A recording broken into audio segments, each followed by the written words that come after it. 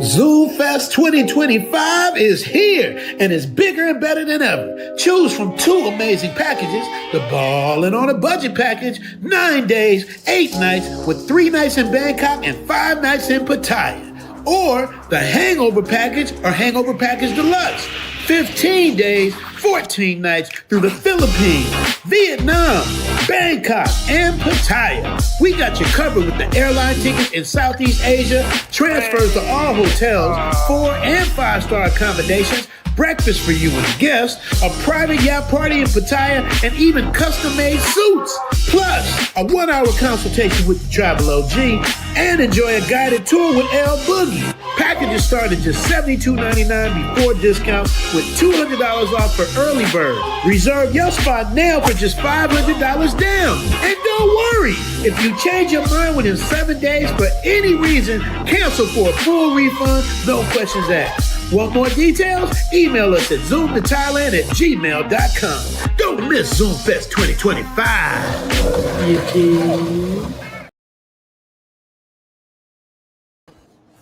What up, family?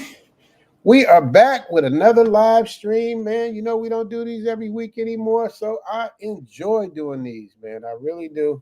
Makes you appreciate it more, man. I might even start just doing live streams on L Boogie Live channel. Like I told you guys, when you do live streams on a content channel, then it throws the numbers off. Now that I stopped doing that, my numbers are slowly starting to go back up again. So it is true. But this was a special one, man. This episode is a special one because one of my superheroes, man. I call YouTubers, successful YouTubers, superheroes. And people on the come up, those are superheroes in training.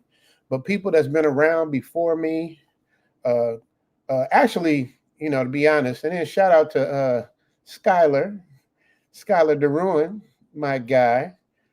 He tried to call himself the Travel OG. I saw that, Skylar. I saw that in the episode. I saw you sneak your little jab in, but it's impossible. Now I give you one master teacher, man. I give you that, and you're a master teacher at first. I've been following Skylar since like 2016, 17, like really admire me. Super smart. But he tried to say he's the Travel OG. And I'm just letting you know, bro, it's impossible because number one, I went to Brazil first. I was the first person out. I went to Brazil in 2002, 2003, somewhere around in there. And I started my YouTube channel in 2006. They wasn't monetizing back then. Y'all just don't know, man. Y'all think I'm new because I just made a new channel because I didn't want to lose my old channel because, you know, back then it was the Wild Wild West. You didn't have no monetization. You could just do what you want, say what you want because nobody was getting paid. I would just throw stuff up just to see. And I amassed a following, but it was no money in it, so I didn't take it seriously. And back then, you guys, in 2006, that's 20 years ago. You know, nobody took YouTube seriously. YouTube was like a joke. Like, you know, I was like, I'm an actor in Hollywood. If I say I'm a YouTuber, that looks like a serious downgrade. But now, in 2025, everybody is on YouTube now. You got sportscasters, you got athletes, you got actors, you got news channels, you got debates, you got Super Bowls, like you got championship games. Like, YouTube is the top dog now. So that shows you how much things can change, man. So everybody takes it seriously. But the reason why a lot of people's numbers are going down, you guys, is because it's just the pie is getting smaller and smaller and smaller. How are you going to compete when legacy TV comes over to YouTube? This used to be like our little world. That's what I loved about it because it was like you could kind of do what you wanted.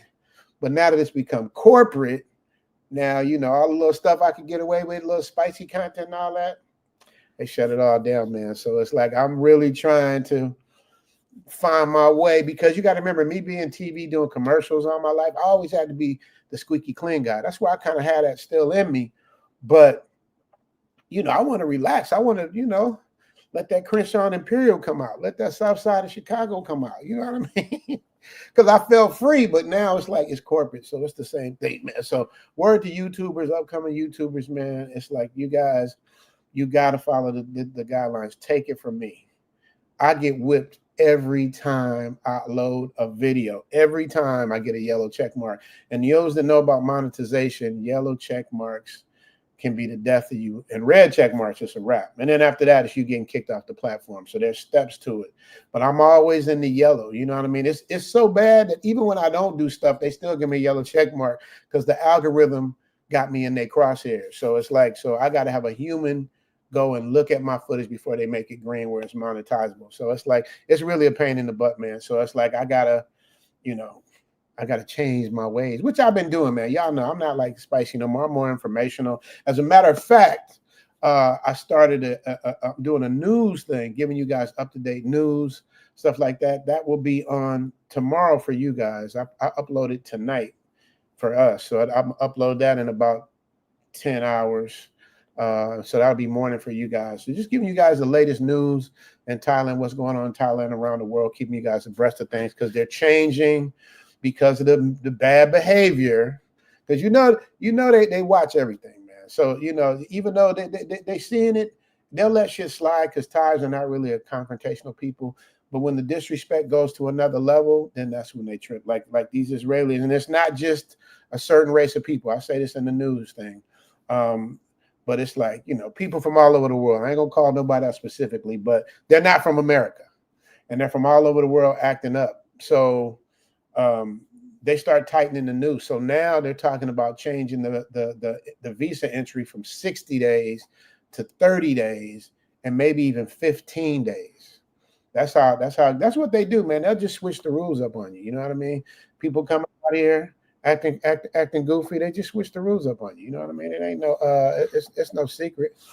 So just know that you goofies, you roaches. There's one in particular, but I'm not even gonna say his name. He's damn near from my hometown, like the next city over. I hope that I hope it clicks in at some point and he realizes that, dude, this is a great place to be. Why mess that up and get kicked out and you can never come back to paradise? I don't get it. I don't know, but that's what many people do. But today, like I said, man, I got my YouTube superheroes today. You guys are going to see the main topic, the main reason why I did this live stream is because everybody keeps asking me, where's Taylor Made Dreams? Have you heard from Taylor Made Dreams? Is he okay? What's going on? There was a bad rumor that he wasn't around anymore. You know what I mean? There was a bad rumor that he had went to the afterlife. You know what I mean? And that is the farthest thing from the truth. So hopefully I'm gonna get Taylor Made on today. One of my YouTube superheroes. I'll call him the Fonz because he's always cool. And I actually have a little intro for Taylor Made to let y'all know, because I sent him a message. I'm like, bro, I said, dude, are you okay? First, I had to make sure he was okay. I called him at like 4 a.m. I knew if he was here, he'd be asleep. So he hit me the next morning and let me know. And I brought a big sigh of relief to know that he's okay. But I left him. Here's what Taylor Made Dreams had to say. This is my little tribute to Taylor Made Dreams, because to make the long story short, he is no longer on social media. He has killed all of his socials. He's not a part. But anyway, I'm going to let him tell you. Folks, what's going on, people? How everybody is having a blessed day. Good morning, good evening, good afternoon, whatever time you are watching this vlog. Man, I normally stay away from vlogs like this, but this one just stirs my soul, and not in a good way. Not in a good way, man. And the vlog today, man, to tell men whether you a dude with a passport or a dude in the States and keep talking about you're going to get that passport.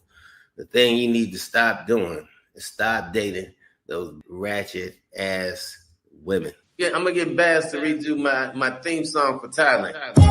Taylor Made Dreams ain't your everyday general. Salute, call him Frankie Beverly. No matter where you are, find a better space. Live your best life, ain't a dream, cause it's tailor made. No matter where you are, sipping champagne. I've been around the world, it's a crap game.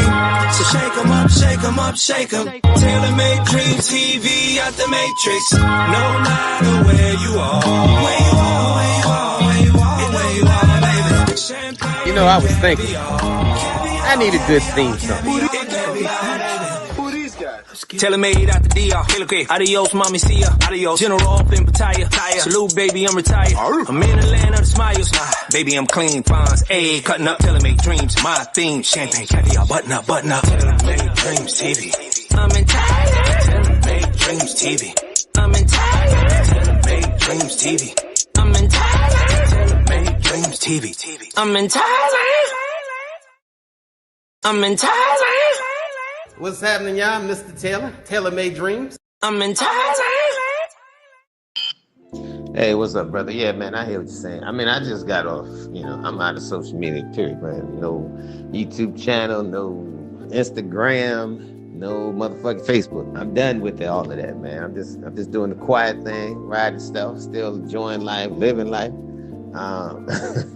In DR now, I'm visiting my daughter. So, man, just trying to roll stuff like, brother, that's it. I mean, I ain't got, ain't no, motherfucking crazy shit happening in my life or nothing like that, man. Just good. Let people know, hey, man, I talked to the brother, and the brother just said he wanted to go stealth, man. I'm 63, you know what I'm saying? I'm damn near 70 in a few more years, bro. I ain't trying to do all that other shit, bro. I'm good. Motherfuckers want to act crazy, bro. You know something? There's always going to be fools. No matter how much you try to show a good image, there's always somebody going to be a fool, especially somebody paying the money to be a fool. So it is what it is, brother. That's all I can tell you. And you heard it straight from Tailor-Made Dreams. He has bowed out of the social media game. He's supposed to be coming on today so we can hear from him, man. You can hear it out of his mouth because y'all be writing me. I sent him a screenshot. I say, you see this? I get every other day somebody asks me where Tailor-Made Dreams is. So I tell him, man, just know that you loved, bro. You are loved. We appreciate you. We just want to hear from you. You know what I mean? And I got to give a shout out to Angie Stone, R.I.P. Y'all don't know. Angie Stone passed away. Had a bad car accident in Alabama. Got that news from Gail at night. That's why we got to appreciate each other. We got to love each other because tomorrow is not promised to anyone. So just want to let you know. I see one of my YouTube superheroes is in the background. We hope we have a nice little thing today, man. But as you guys know, man, it's like all of a sudden over the past 6 months to a year, now everybody wants to come to Thailand and Thailand this and Thailand that, and people are making all these videos as if they just discovered it. You know what I mean? Y'all getting y'all Christopher Columbus on. It's like, you know what I mean? Chocolate Man been here before me. You know what I mean? I've been here. It's like we've been telling you guys this for the last 5-6 years, man, about what it's like out here. And some of y'all are threatening. What happened? Oh, they go to Thai Noodle. Y'all got, we can't have a stream. I'm streaming. Yeah, come over here with your big old leg. Oh, you got a new job. Oh, because for her birthday, y'all was kicking in. So El Noodle came with another. We got. Hey, let them know. Look at them hip. That's what I'm talking. It's that hip thing right here. You dig? How much this one cost? Got the look. Oh, you trying to show off your big old leg? Huh? You died. I mean, that means I can't. 250 baht, y'all. It's like $6. Did you get it taken in the waist and all of that too? Oh, you bought it like that? It worked like that? Oh, she got a little Thai toes done. Y'all know how I like it. Y'all know how I like it with my Thai noodle. Last night, man, I was working on this episode. I'm working on the news thing I'm doing, and she come in all tired because she usually goes to bed like on clockwork at 10 o'clock. So she come in at 10 minutes 10. You hungry? You want something? I'm like, yeah, make me some oatmeal. So, she whip up my oatmeal and my fish sticks, and that's how I get down. That was my dinner. But she's on call, man. I got an episode on her channel. Make sure you guys subscribe to Elle's channel, the Thai Noodle channel, Elle Boogie Live. I got a new episode coming up on that as well, and we'll probably start doing more live streams just on that channel. So just letting y'all know. But so I got specials for you guys, man. I got Guapo is coming. Choc is in the background. I see him. Choc is always on time. The reason why I call Choc my Swiss Army knife is because this other joker can do everything, knows everything, all the latest stuff. He's just like, he's Mr. Spock from Star Trek. This dude knows everything. He does. I think I've won out of like 20 debates. I may have won 1 or 2. Choc is just, solid dude. Love that dude, man. Even Choc is kind of like fell back a little bit. And that's why we're gonna bring him up first, and we're gonna find out what his take is on the new Thailand and how everything is changing and upgrading. And let's see what he got to say. What up, Choc? You can't hear you. What you mean you can't hear me? There you go. Hit the damn button. What up, Choc? What's going on? I didn't hit man? no button. I was just messing with you, Richie. Yeah, maybe you're not tall enough to hear me. Oh, really? You going in on the short jokes already? We're gonna start with that. Yes, we're gonna start with that right now. Richie thought he had jokes yesterday, so that's okay. I got jokes for you today, baby. I got jokes for you today. Don't make me put the thumbnail up. Just remember, I'm a foot taller than Richie all day. I'm a foot taller than Richie laying down. Let's go. About 100 pounds more. Mm-hmm. Well, that's what happens when you're taller. Don't make me get on that head. All right. Choc, no, man, before we get on it, I want to get into it, man. Choc, you are my OG in Thailand. You was here before I was. So you're not that far ahead of me, right? I got here like February 2020. When did you get here? February 2019. Okay, so you got me on it by a year. Okay. So Choc. Always gonna be one step ahead. Don't forget it. Yeah, one foot ahead. I know. So Choc, you stopped with you done been living in vans and traveling across America and had a situationship. You traveled a lot of ground. Like, what's the biggest difference about Thailand? Because I call them this the difference between pre-pandemic travelers and post-pandemic travelers. Is a huge difference. So what have you seen? What's the biggest differences you've seen out here? A lot of people seem to be focused on as far as like Americans, Europeans, whatnot coming here. But the real focus should be the fact that more Asians are coming here. They're trying to bring in more Chinese. They're trying to bring in more Indians, that type of thing. And they're getting more preferential treatment as far as immigration, tour packages, that type of thing. And that's just Thailand being smart and knowing where the money's at. Those guys are coming in large numbers. They may not spend as much money per person, but there's so many of them that it makes up the difference. Americans, British, Australians just aren't coming here in the numbers that they used to, so they don't cater to us. Oh, what happened? Am I still here? I'm hitting the wrong button. So you're saying there's not more Americans coming? Not like it used to be. Like I'm getting into that. The point was like about 20 years ago here in Pattaya specifically, this was a British haven. The British came here in mass numbers and things sort of catered to the British patrons here. And as an effect of that brought more Europeans, brought more Americans, et cetera, et cetera. But when the pound against the baht went down so dramatically, it killed all that in the last few years. So the pound is not what it was against the baht anymore, obviously because of Brexit and all that, all the other things going on. Not to get political. I'm just saying it's an economical thing, why it's not like it used to be, and the Thais are just naturally transitioning to the people who spend money. And right now that's the Chinese, the Indians, and other Asians as well. Malaysians, Chinese, Japanese, Koreans are coming here in large numbers now. Now, I know kind of the premise of the question was, why aren't Americans and whatnot coming here, or are Americans changing the way they're coming here? I think we're still coming here in good numbers, but we were never really that significant in Thailand. More Philippines and whatnot. So, just in my opinion, in my observation. So, what do you think about them shortening the visa thing? They're shortening it to they're talking about going from 60 to 30 days and maybe 15 days. And that is more, that might not be for Americans. That might not be for traditional Western tourists. That might happen for Indians and Chinese because they've had a lot of problems. You know, they've had, people sleeping on the beaches and doing weird stuff, which, when it turns out those weren't actually even Indians sleeping on the beach, but just things like that. A lot of things have highlighted, and they've had problems with like Israeli tourists down in Phuket. They've had problems with, just the general citizens are complaining, but this is just the things that make it to the news. So again, the media is always going to blow everything out of proportion, but that's what they're talking about. Will they actually do it? Who knows? Who knows?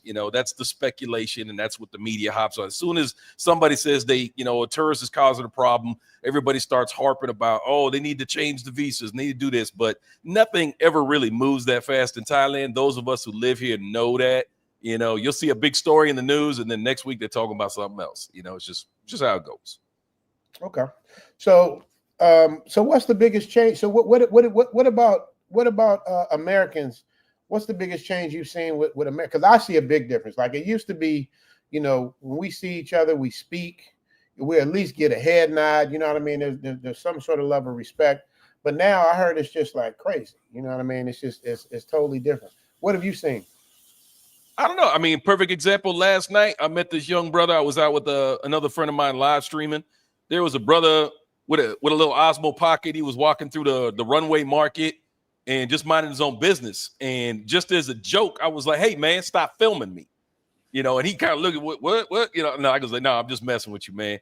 And then he introduced himself. His name was Cliff. He's from Texas. I don't know if he's out there watching.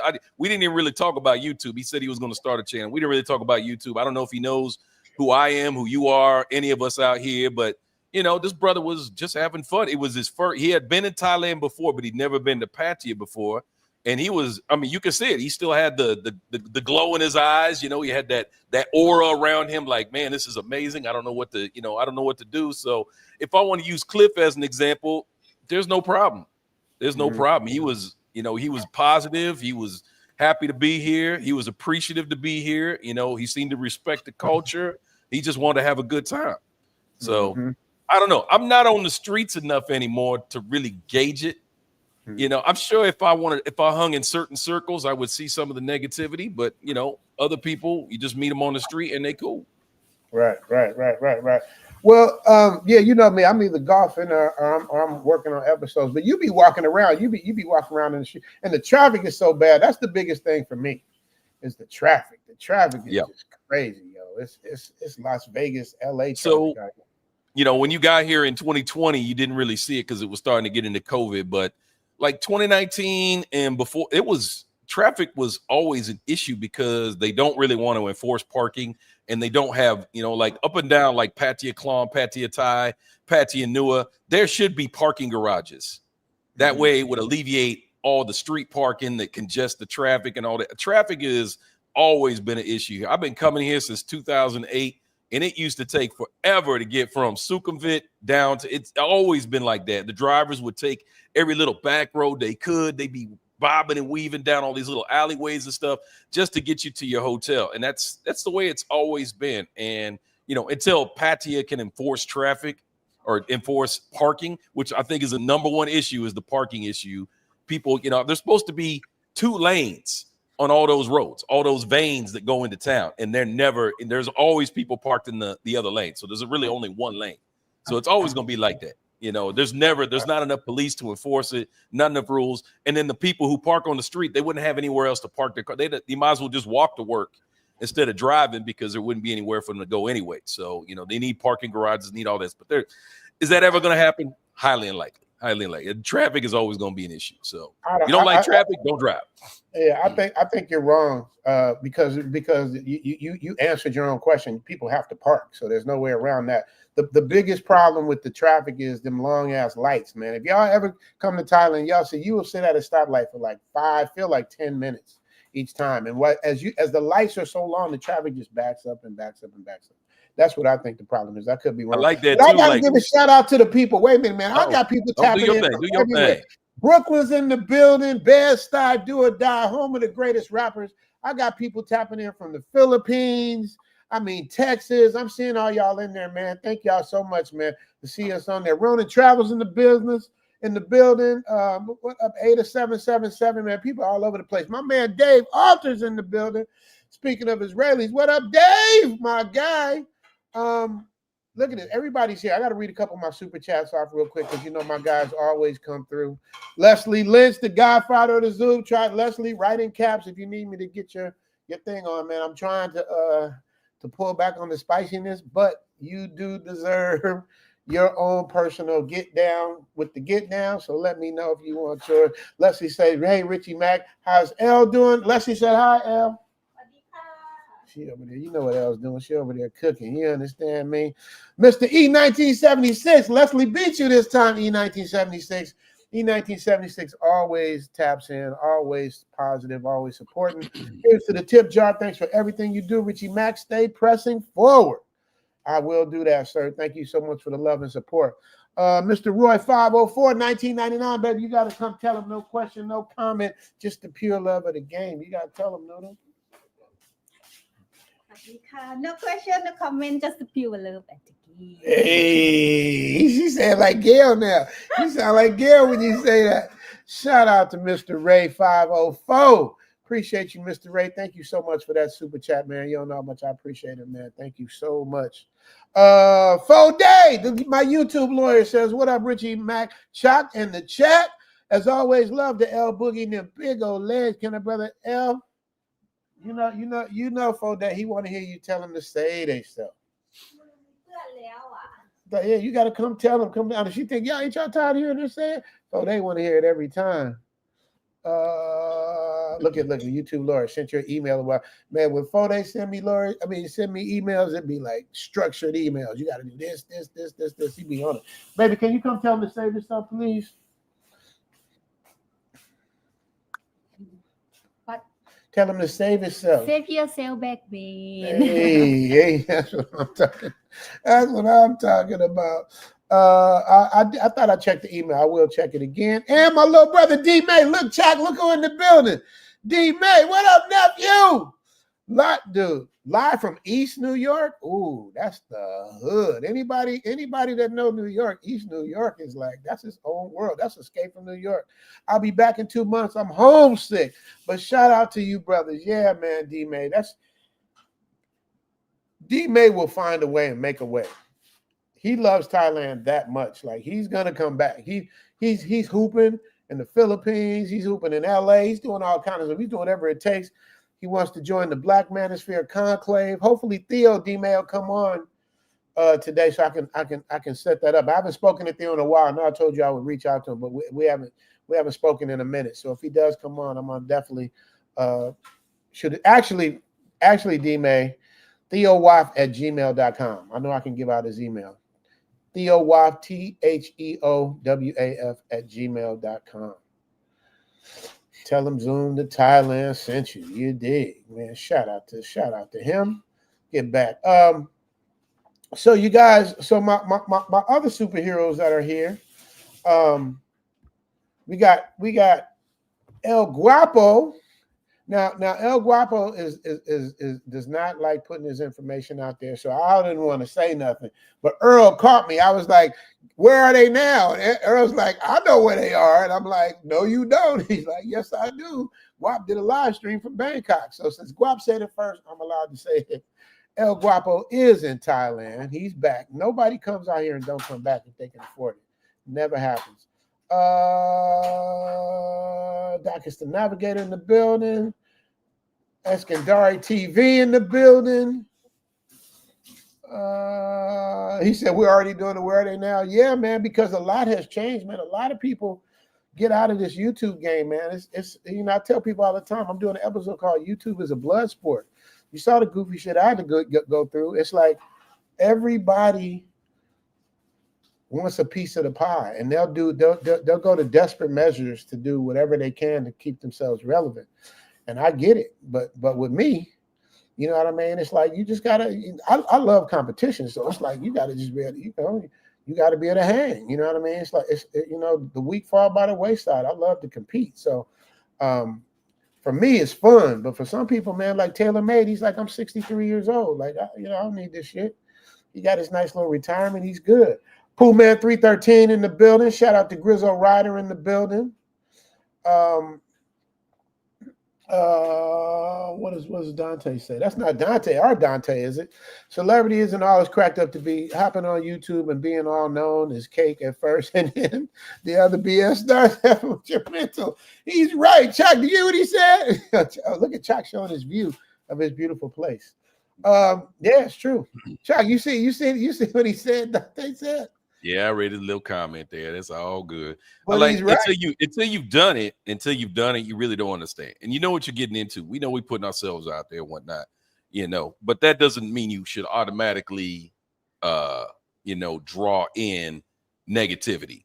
Oh, well, you put yourself out there, so you're open to attacks and all that. I totally disagree. Totally disagree with that premise. I think it's stupid. If you really think just because you put your face out in the world that you should get attacked for it, but that's fine. I mean, like Rich, you've been dealing with celebrity your whole life. You got celebrity friends. I'm sure they dealt with all kinds of crazy stuff and stalkers and people angry at them just for being them, or what kind of characters they play, or what level they act at, or what level they do things at. And does that automatically assume that, hey, I'm a public figure, so I should automatically take darts for people? I totally disagree with that, but it's like, I get it. It comes with it. So I'll accept that part, that it does come with it. I don't have to agree that it's right though. Yeah, I'm the same way, man. I really thought I was exempt from the bullshit, because all I do is positive shit and encouraging shit. And you know what I'm saying? Lead attorney told me, he goes, dude, nobody gives a shit about you on your little punk channel till you hit 10,000, 20,000, 30,000, 40,000. And then the haters have the attitude of issue. Why him and not me? You know what I mean? And all you got to do, like, to all you haters, I love my haters. All you got to do is when you say why him and not me, look at the body of work you have and look at the body of work that person has, and you'll see the difference. The difference is putting in the work. Most people are too lazy to put in the work. I mean, Choc was doing sometimes 2-3 videos a day. Like, to really be relevant, you got to really, really get in that algorithm with like consistency and good quality stuff, because there's too many options for people to watch than to sit you around. People think they just gonna start a YouTube channel and everybody gonna love it. Don't work that way, man. They got too many options, man. It's a lot of competition out there, man. So just know. He said caramel, man. That ain't chocolate. Choc stays in front of him. He's already what I'm putting up. Choc already read it 10 minutes ago. But Kingwell says, I hate the Taylor Made Dreams Elitia's channel. I got a lot of game from OG. I agree. Hopefully he's gonna wake his butt up. I'm trying to let me see if he up. Let me see. Shout out to Webster Reese. Terrence Hill, appreciate you, Terrence Hill, with the first what's the name of the day? With the first Cash App of the day. Appreciate you. Y'all don't know how these things really, really make a difference in our lives. Let me see where's Taylor Made. Let me see if he. Michael Slaughter came through with the $10 holla. Appreciate you, Mike. And St. James, of course, St. James comes through with the $50 holla. St. James, appreciate you, brother. St. James, man, that dude, I love this dude. Like, when I do Zoom Fest, and Choc was one of my hosts, and he'll be a host this year, God willing. You form a whole new bond of brothers, and it's like, the guys that I had together were terrific. You know what I mean? Had a great group of guys, and they're still bonded from the hip, still friends. It's a beautiful thing. But St. James is one of those people, man. It's just like got a heart of gold, man. And it's so, man, I feel so bad for him, Choc, because he's literally left Thailand, all this beautiful weather, beautiful people, beautiful things, getting his feet did, all of this pampering stuff. And then next thing you know, he's scraping snow off his truck. Man, driving in unbearable conditions, man, just to get back out here. I can't say just to get back out here, but you guys, it'll change your life, man. For people that deserve it, it'll change your life. But look who's in the back. Kaboom, guess who stepped in the room? This dude is on military time. I got 2 Air Force guys in my chat. Now, I told my guys I wanted to do this Piers Morgan style, so I'm trying to get like 4 or 5 of them up there, my favorite YouTubers. And here's one of this guy right here, love him to death, to life. Like Deion Sanders said, love him to life, not to death. And I haven't had a chance to see him yet, but he's here, ladies and gentlemen. Secret Squirrel, a.k.a. Wow, look at him getting ready. Oh, so you what's good, team? Can y'all hear me okay? Yeah, give me the salute and salutations, please. Salute and salutations. What's up, Choc? What up, bro? How you doing, man? I'm good, brother. I'm good, man. Rich, I apologize for being late. You know, I try to be on time. I'm having I set up the whole studio for you so I can do all the stuff. Wow. But I think I let my cousin hold my charger for that iPad. But good to see y'all, man. Good to see you too, man. Where are you at? I don't get to say nothing. You know what I mean? I wasn't gonna say. I thought it was a surprise, but you already let the cat out the bag. Yeah, man. I shared a little info with the team over on the live stream at breakfast yesterday, man. I am in Bangkok, man. We are headed your way. We'll be there this afternoon, bro. Love it. See what Guap put on this Rolex. You see, I got my Guap band on. You see my Guap band? Shoot, I need to put mine on. Where is it? Y'all make sure y'all pick up one of them Guap bands, man. Let them know you support them, part of the family. Guap, so what brings you back to Thailand, man? We're gonna start there. Beautiful weather, golf, great time with friends. I have 2 friends that live here in Bangkok. Of course, I got you, Choc, Obi-Wan, you know, the commissioner out there, and Patia, and falling in love with the country, man. So eat good. Went to a private tasting a couple of days ago, man. I dropped a short on that. That joint was serious. Serious. Yeah, bro. I gotta see it. See, it don't. But that's another thing too. We don't pop up in each other's feed. Pause. They trying to keep us down, man.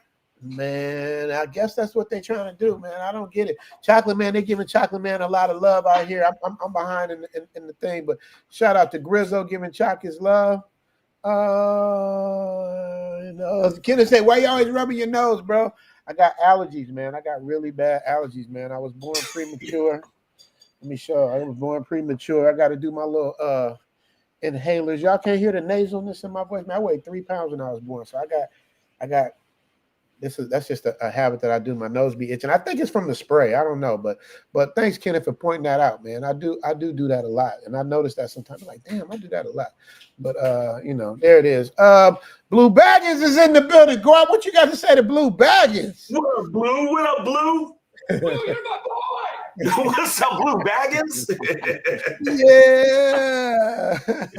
Blue Baggins. You know it's funny. You see Blue Baggins icon, but when you talk to Blue Baggins is straight hood. Ain't nothing.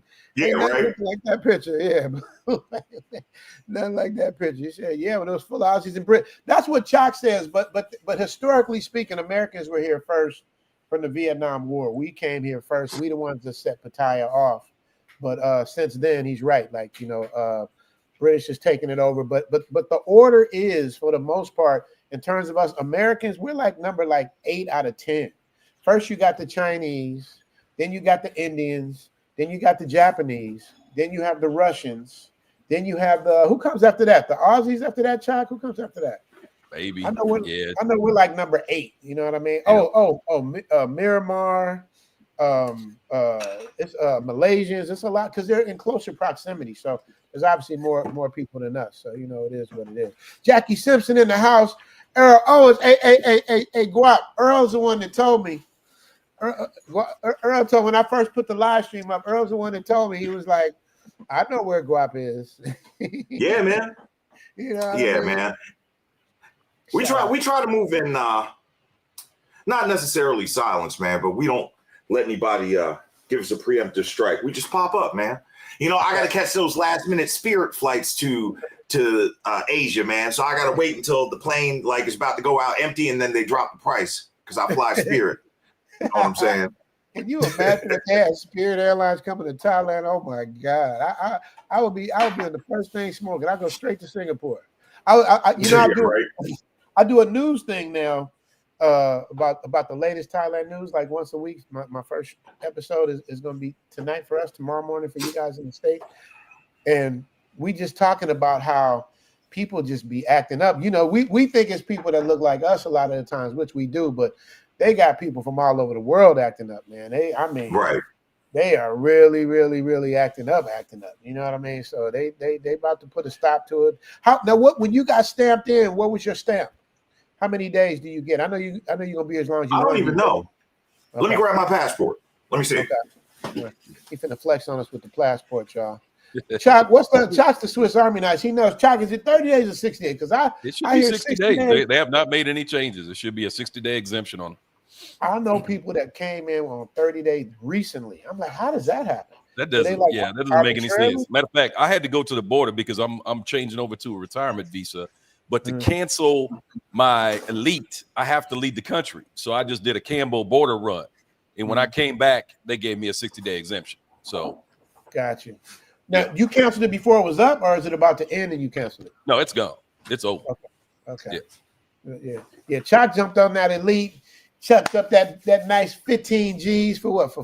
For a year, Choc? Or what was your for 5 years? Damn, 5 years. And I got an extra 6 months because of COVID. So no, but you didn't have the elite visa for 5 years. Yeah, 5.5 years. Wow. Okay. Yeah. Okay. So which one is Thailand is the triangle, right? The triangle stamp? Yeah, that's what they say. Yeah. Let me say, well, D may be bullying the dudes on the court. D May, dude, that dude is strong, yo. You know, I'm a fairly strong guy, but dude, you give D May a hug and a pound, you feel just all muscle and steel. That dude is like solid as solid. So I agree with you, JG Travel. There should be a lot of pauses in there, but I'm gonna let that slide. Yeah, man, I'm getting too old for pauses. Okay, I got it right here. All right. No, that's Philippines. Philippines is a triangle. What does Thailand look like? The stamp. I don't know. It just should say Thailand. It should be like the last one in your passport. Yeah. Man, I got 100 book. One of them 100 pages. Man, that joint is full. I can't tell where it is. Did he flex? Well, he's flexing on his passport. Look, I'm trying to be like y'all. Hey, Guap, I want you to hear what Leroy Hudson has to say. He said, this is actually a good question. Has anyone felt homesick after moving abroad? So that question is for Choc, but I want to ask you the same thing, Guap, if you moved out. Hell no. I miss maybe some food and stuff, you know, and I got my mom's back there, but yeah, like homesick, like, man, I really wish I was in America right now. Hell no. Yeah, it's true, man. And other than family and like food, like you really don't miss it, man. Like of course I miss my kids and my dog and all of that stuff. But in terms of missing, yeah, I found it. Got it. I'm sorry, not to cut you off. I'm sorry. I found it. Go ahead. So we got to let me make sure my name's not on any of this. Shouldn't be. Yeah. Okay. Right here on page 19. I got here to Bangkok on the 27th. Can y'all see that? Go ahead. And it says that looks like 60 days, right? April? Yeah. 27th? Yeah, up to 60 days. Yeah. Okay. Yeah, some people are telling me they got like 30 days. You know what I mean? I'm like, I thought it was 60 days. That's what I'm saying. But I heard, Choc, another situation where a person had a retirement visa. This is a Caucasian fella. They stamped him in as a 60-day instead of his retirement. Yeah, I saw that video. Yeah, man. That's on him, though. Like, why the hell would you not check your damn stamp? And like the immigration dudes, they're dealing with 10,000 people a day. They're going to make mistakes. It's up to you to check. Like, all he had to do, if he would have checked that at the airport, is walk right over to the immigration help desk, and they would have fixed it right there. That's on him. Like that. He jacked that up. Choc, I gotta be honest with you, man. I have never checked. When I get my stamp, I'm stamped. Like I don't even now. The last time I came in, I didn't check that. It's like it's just a norm. I've been here for 5 years, so it's shit like happens. Like again, it's your responsibility to look at your stamp. I'm like that. It was just an accident. That dude had probably stamped 100 exemptions that day and just was hammering away. He didn't even look at the dude's visa. You know, he just assumed he was another tourist. And that's my fault that he fucked up. What, you want to fight with immigration? Go ahead. I didn't ask you that. I said, is that my fault that he messed up? It's personal responsibility.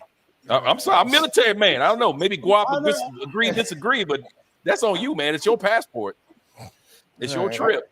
That's why it's a Swiss Army knife. It's hard to argue with him. So Theo's live with Dre. Okay, Dre's supposed to come on later on too. So he's over there. So we doing that. Official Jay Wade with the $10 holla. Hi, man. Attacked me. A high man attacked me on the beach last Sunday here in Florida. I'm thinking of leaving the U.S. and linking with a veteran community. Wow. You know the good thing about that? I'm not a veteran, but I got 2 veterans with me. But you can find a veteran community all over the world, right? Like everywhere. They got expats, veteran expats everywhere. It depends on what you like. So official EJ Wade, like, you know, choose your destination, bro. What does Mr. Ross say? I met Chocolate Man a week ago and a half age when I was walking around Batar Road. Said, dude, what'd he say? I met him ago when I was walking around Batar Road. Solid dude. Yeah, Choc is solid. He's a dickhead sometimes, though, but you know what I mean? But I can say that. You guys can't say that. so Hey, can I say something? You know, the only reason Richie says that because he's usually at that level. Hey, Guap, you know I'm from the hood. I can let loose. I'll be giving him grace because that's my guy. Give him the business. I'm gonna give him like he gonna get 2 more and then I'm going in. All right. So go ahead, Guap, take the stage. What was you gonna say? No, I was just going to tell Choc, man, bro, I love your walking live streams, and I'm dying to know your setup, man. So I'll talk to you when I see you, but keep that industry secrets. But I'm like, yo, you got the image stabilization good. You got the audio good, bro. I watch. I'm serious. I'm watching you all the time, man. So I appreciate those walking talks, bro. It helps me get through the monotony of having a regular job. You know what I'm saying? That's why a lot of cats are just in the background. They don't never really say nothing, but they watch just because they just want to see. This is where they want to be, so they just be watching. You know, they just want to see what's changed, what's going on, who's in the streets. Like they just want to see it. They don't want to talk about it. They just want to see it. Right. Big Spicy say TikTok is where it's at. Many Americans moving to Thailand and putting content on TikTok and making money from the views. Yeah. But they be talking about I be selling dreams. They be on there being like, you can live in Thailand for $50 a month. It's like, man, that's you know what I mean? But I was like, all right, and I'm the one selling dreams, but y'all telling people you can live out there for $50 a month. I just don't get it. I don't get it at all. But Guap, how is your peoples that you with? Are they enjoying Thailand? They are having a blast. So we're actually going to shoot a video on the ride to Pattaya. I'm here with my 2 older cousins, one of which you met. You know, the other one is his older brother. And these are like my 2 big brothers, man. And it's dope. The 3 of us, same last name on the other side of the world. Our dads would be proud. You know what I'm saying? So 3 Guapos. You got 3 Guapos coming in? Guapo 1? Yeah, we got 3 of us. I'm the poor one. I'm the poor one, yo. So we're doing that, man. We shut down MBK. I thought I could buy some stuff. These cats, man. But having a great time. We are going to be at. I talked to Brandon, so nice. And he's got the evening spot now, live jazz. So even though he's out of the States, man, bruh, and this is what I love about coming over here and getting to know people and networking. He was like, man, look, I got you. He said, I'm going to make a reservation for you. We're doing live jazz and everything. We're going to roll out the red carpet, and he's got us already taken care of. You know, so we'll be at the spot tonight. It's beautiful. It's a beautiful trip. You know, it's a wonderful thing to be able to fellowship with the brothers. You know what I'm saying? So others. Yeah. Well, when I say brothers, I literally mean my blood. That's what I meant. Got you. Yeah. So this is a special trip. You know what I'm saying? Yes. Yeah. And they're by the time before they leave, they're gonna be talking about coming back. I promise you. You see, we were just here in July. I'm talking about the ones that ain't been here. It's gonna be the same thing. Yeah. It's the same. Let me tell you something about branding, man, and culture. Because for Zoom Fest, like every day I do a different thing, host a different night at a different place. And culture is one of them. And you know, Choc hosts a night, TaylorMade hosts a night, Check and Effect hosts a night, Travelversity hosts, like everybody is a different night. But for Brandon, I was like, you know, I need to do this for Monday night, and he said, no problem, set it up for me, right? But then I talked to Kobe, who I call Kobe, who's Brandon's partner in culture, and she was like, you know, we don't mind doing Monday, but that's our day off. Is it possible to do it a different day? Because they open for you. Let me get there. Yeah, they were. Brandon didn't even mention to me that they not open. In my mind, I'm just trying to fill in these spots for what we do, because you know you got the yacht party, but the business dinner symposium is the most important part of Zoom Fest to me, because that's when all your questions get answered. How do I move? How do I retire? Fern hosted that night actually. How do I? Okay. Shout out to Fern. How do I move? How do I retire? How do I start a business? You know, all those questions. So we have real time people there, real estate agents, lawyers, whatever it is, so you can get all your questions answered and know exactly how to get on the fast track to coming out here. That's, to me, that's the best part of Zoom Fest. The best parts is actually the yacht party, and then we're doing a hangover Zoominati party in Bangkok. Hey, Guap, we got a spot in Bangkok. You call it Zoominati? I call it the Zoominati party. That's what I'm gonna call it. Yeah. That's wild, yo. I have baby oil and everything. We have baby oil in this joint, yo. Oh hell no, I ain't going to that. Hey, man, I gotta go. I'll catch y'all later. Hey, my party. All right, y'all. Hey, you know, you I ain't gonna say that, but you know, baby oil can be used for all types of things. But hell no, bro. You got if y'all are on that, if that's where y'all mind go, then hey, that's on y'all. What you mean? If that's where our mind go, don't try to Uno reverse us. I try to Uno reverse nothing. I'm telling you, it's like y'all put all this out. Well, all right, so clean it up real fast, man. What's baby Please oil for? elaborate, Richie. What's I'll elaborate. It is called a theme party. It's a theme. It's a joke. Zoominati, play on Illuminati. If y'all couldn't figure that out, baby oil. Yeah, I got that. No, don't try to deflect. What's the baby oil for? I'm telling you, I use it to put on when I get out in the water and show off my muscles. But it's a joke. But that's okay. Run with it. Run with it. That's what I want. Run with it. Because when we do it live, oh wait, Black Chinaman is in the building. Wait a minute. Oh snap! Reggie in the building. What's up, Reggie? Reggie's the man, yo. I'm live right now. You want to come on? The scotch back here. The scotch is that's double black. We talking it's about the real smoky one called double black.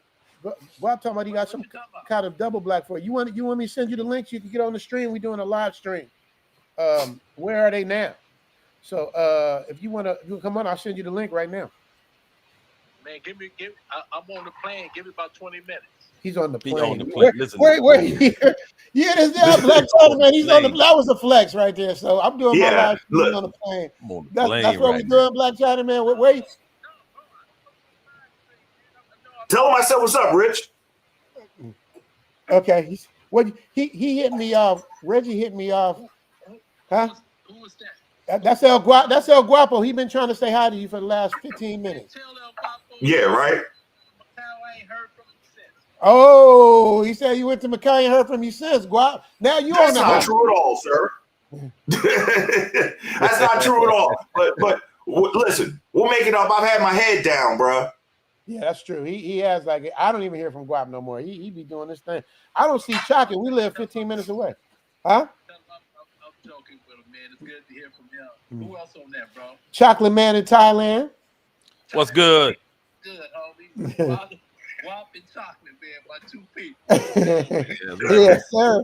We waiting on Taylor Made Dreams to pull up, Coach Andre. We doing a Where Are They Now, man? You know, That's dope. Yeah. That's dope. Taylor Made Dreams has fallen out of the rat race. He has closed all of his social medias. People write me every day, ask me what happened to him. So I was like, I'm gonna let him tell you himself. You know what I mean? And Taylor good. Yeah. Hey, man, but on another note, yeah, I talked to my man about your algorithm. How'd that go? Is that something we want to talk about now? What you mean? I mean, that's something because you live right now. Everybody can hear you. So Oh shit, man. Hey man, you. Oh man, you snitching. Let me get on. Man. He set you out in front of everybody, Reg. But I definitely want to hear about that. I definitely want to hear about. Don't come back to Chicago.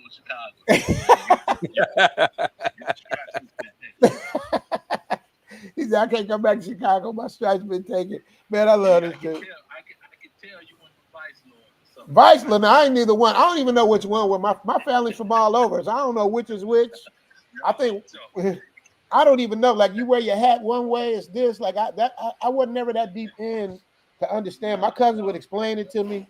Argyle Gardens, this block here, this block there. It was a whole thing. You know, it was over my head. Hey, no, hit me when I ain't know I was on live, man. We get off the phone, man. All right. You informant. You informant. No, but they got some real informants running around, so I get what you're saying. But hit me when you land safe, brother, and we'll chop it up. And thank you, because I thought you would just totally just ignore that message. And I appreciate that, man. So we'll talk about it. Oh, no, come on now, man. On phone now. I talk to you. All right, bro. Love you, man. Okay. Love you. Okay, later. So look, they say I'm flexing with my passport. He's flexing from the plane. Man, let me tell you something. Who did he just take a picture? Still be with everybody, man. He was like, who was he with? Oh, the last picture. You guys check out Black Channel. I can't make this shit up. He got like 4 million followers. This dude had a picture with Ivanka Trump. He just took a picture. Wow. This dude has an amazing story, bro. But he sent me a picture before. He goes, yeah, I'm with I don't know the exact, but somewhere high up. I don't know if it was the president. I don't know if it was the CEO. I don't know what it was, but whatever it was, he was that guy of YouTube. Right. And that's what he's calling me about. Because I was like, man, ask him why they shot him. So he said, don't talk about it. You just talked about it. I didn't talk about what happened. I didn't talk about what I'm talking about my thing, but I was like, what's going on? You know, I'm telling you what my conversation was, but I know Secret Squirrel. I know everything. Hey man, that I'm just letting you know. Right. You see Choc sitting there quiet. Choc always sits there quiet till he got something silly to say. I'm still trying to figure out that baby oil thing. Still on the baby oil.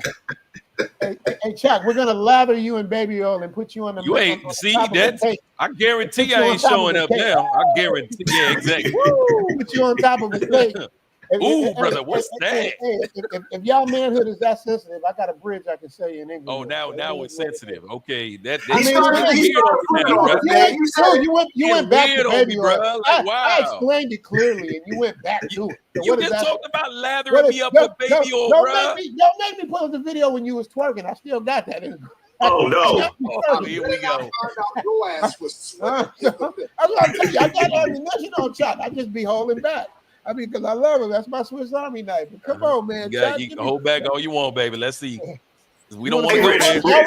Can I help you out? Can I help you out, boss? Yes. Can I help you out? Yes. Just repeat after me, man. Pause, dog. No diddy. That's all you had to say. But no, you want to go down with the shit, man. You know why? Because I can. My record is flawless. I'm becoming a black man. I sentenced. Shout out to Umar. Guap got his whole stay. He got his whole Guap. I still got that thing you had me buying. I never learned how to use it, man. At least you know how to use it. Yeah, and look, you still got a plaque. Look at you. God is good. I got a plaque and I still got my Thai noodles, so I'm good, man. I am good. Right. Let me see. Mr. Ray 504K, I really understand. I just don't understand the hate instead of collaborate. The collaborate. Why can't we win together? Never understood that crabs in the barrel mentality, aka the Matrix. That's what I tell people all the time. It's like, you idiot, you dummy, you fool. Do you realize how much better it would be if we work together? If we work together and helped each other, dude, do you know how I would go out of my way to help somebody? If the love is right, it's like, y'all, man. Should I say pause, no diddy on that one? If the love is right, y'all don't understand, man. It's y'all be loving each other. I'm just messing with you, Rich. I love my brother. I love Guap. I love Choc. I love Taylor, man. Hell no. Hey, we love you too, Richie, but you ain't rubbing no baby oil, bro. See, now you said rubbing baby oil. You said.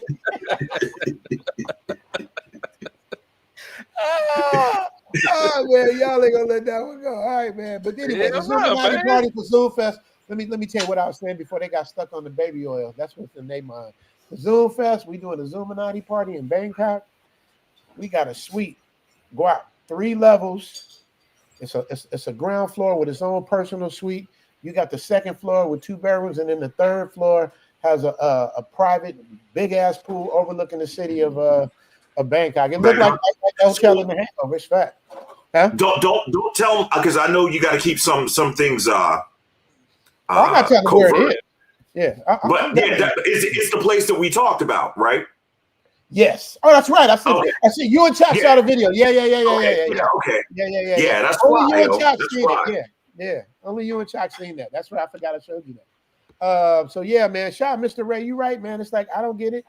I don't know, but that's how we are, man. Like people be hating on like TaylorMade. You know what I mean? Like anytime, I'm telling you, the thing is, once you get over a certain amount of subscribers, you become a target. You are hated. You are hated on. Juice the Squeeze in the building. Thanks, Richie Mack, for the show. I was wondering about TaylorMade Dreams. Glad to hear he's cool and just doing him. Yes. Is that you, Juice the Squeeze? Juice be changing his names up and stuff, man. But yeah, man, TaylorMade. I'm trying to get his ass. Let me see if I can get him to wake up, man, because let me see what TaylorMade is. Let me see. See, he must still be asleep because he said he said he gonna drop by, but the thing ain't even went blue yet. That he saw the message. Let me see if I can call him. He might be asleep, man. Jackie says go maybe. El Guapo in the house. Yeah, thanks, Earl, for letting me know that El Guapo's in the house. Then I say go Army. We got Army in the house. We got Navy. We got Air Force. I done seen everything but Marines. Where my Marines at? Where my Marines at? Pooh Man say El Guapo.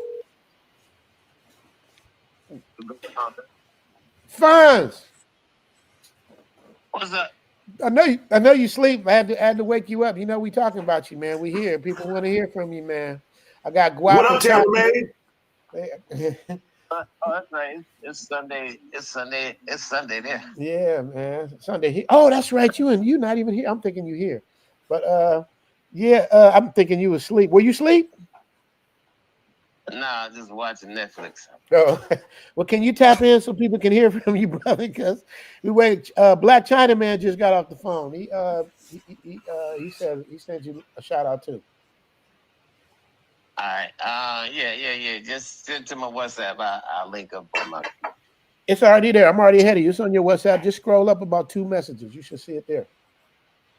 All right. I see it in about 3 minutes. All right. Devin said, "What's up?" Too. Devin said, "What's up, Guapo?" They gonna be happy. All right, y'all. Guap say. He said Guapo. TaylorMade is on his way, y'all. So that's gonna be the nice. man of the hour. We're gonna talk about what up, Dev. What he did. Devin's in the building.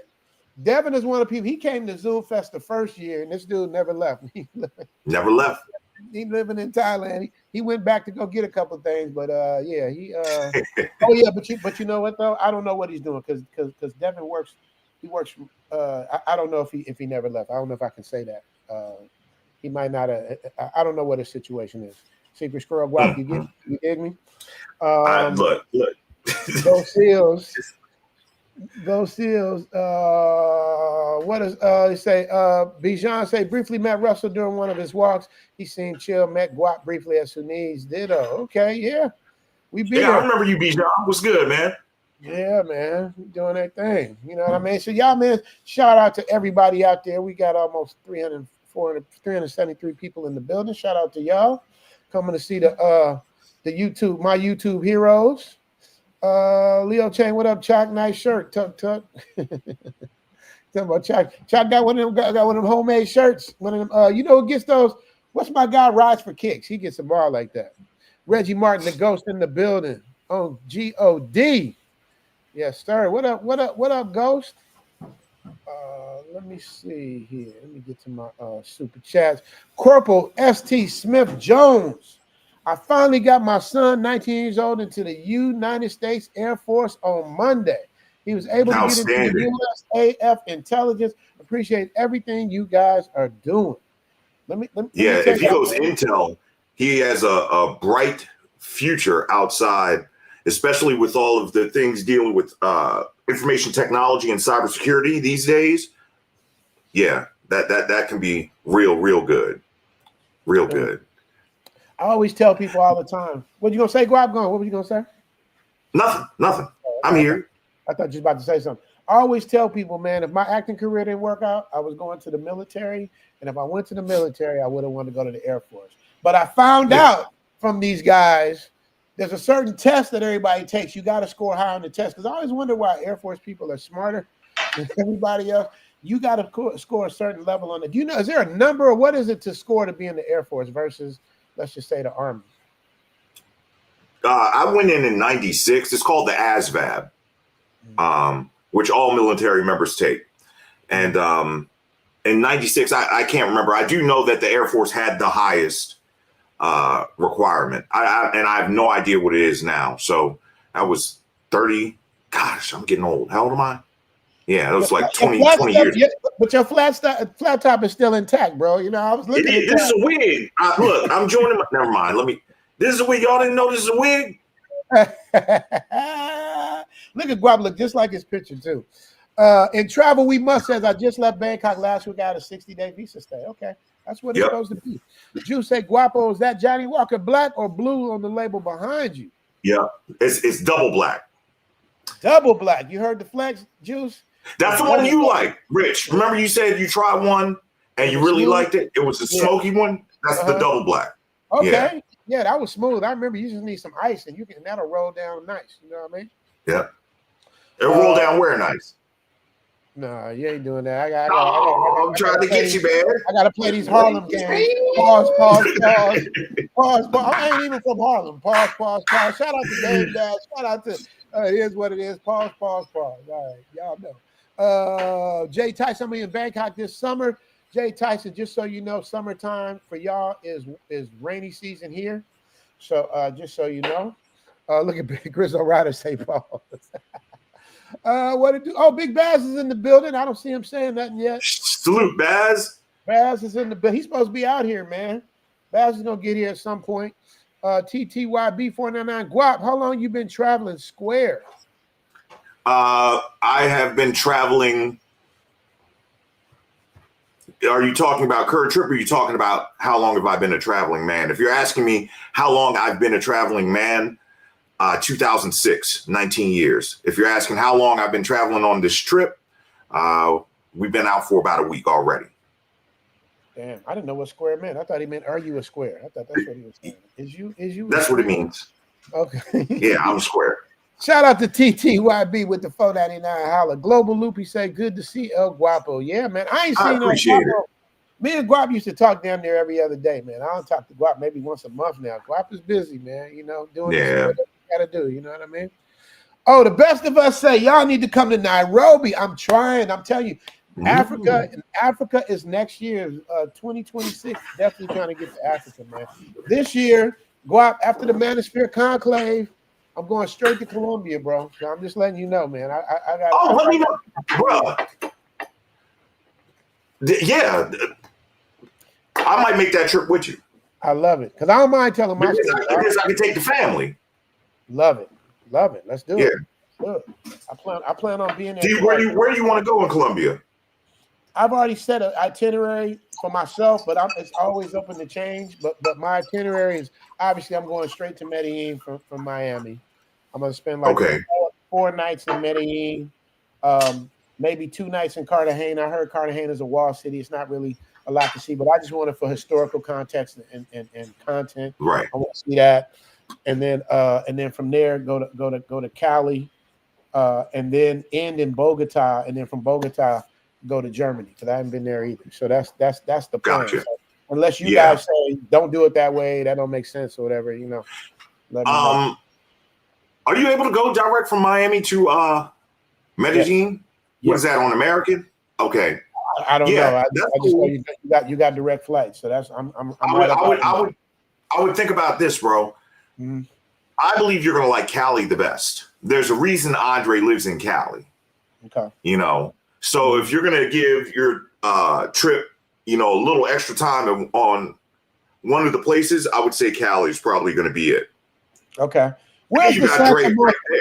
Yeah, but of course I plan on it being at least 3 or 4 of us. You know what I mean? Going when we leave. But you know, I'm just letting people know what my schedule is. I got one of my partners. I don't know if you saw the episode I did called "Who Got the Baddest," and I do the 4 different countries. And we talk. My guy that was in the car. He shout out to Kent. Shout out to him. He's there. Oh, yeah, he said Colombia. Yeah, I got a Colombian wife, and I disagree. Who you got, Guap? Who you got? You know who I got. Philippines? No, I got the same place you got. What did you say in the video? Oh, duh. Come on, bro. Brazil. Duh, yeah, Brazil. I got Brazil. Brazil's impossible to beat. I got pound for pound in terms of aesthetics. But I got to go to Colombia. If you're talking about the way they look, it's Brazil. Yeah. I got to see that for myself. But you guys know, without further ado, I got the man of the hour in the back. We about to bring him up, Piers Morgan style. Now the circle is complete. Ladies and gentlemen, here he is. Y'all know, y'all been asking me. Y'all been, where is he? Is he okay? Da. Ladies and gentlemen, Taylor Made Dreams is in the building. What's up, Jen? How everybody doing, man? How's everybody doing? Man, I'm gonna tell you, some of you brothers don't call nobody back. Because I hit a chocolate.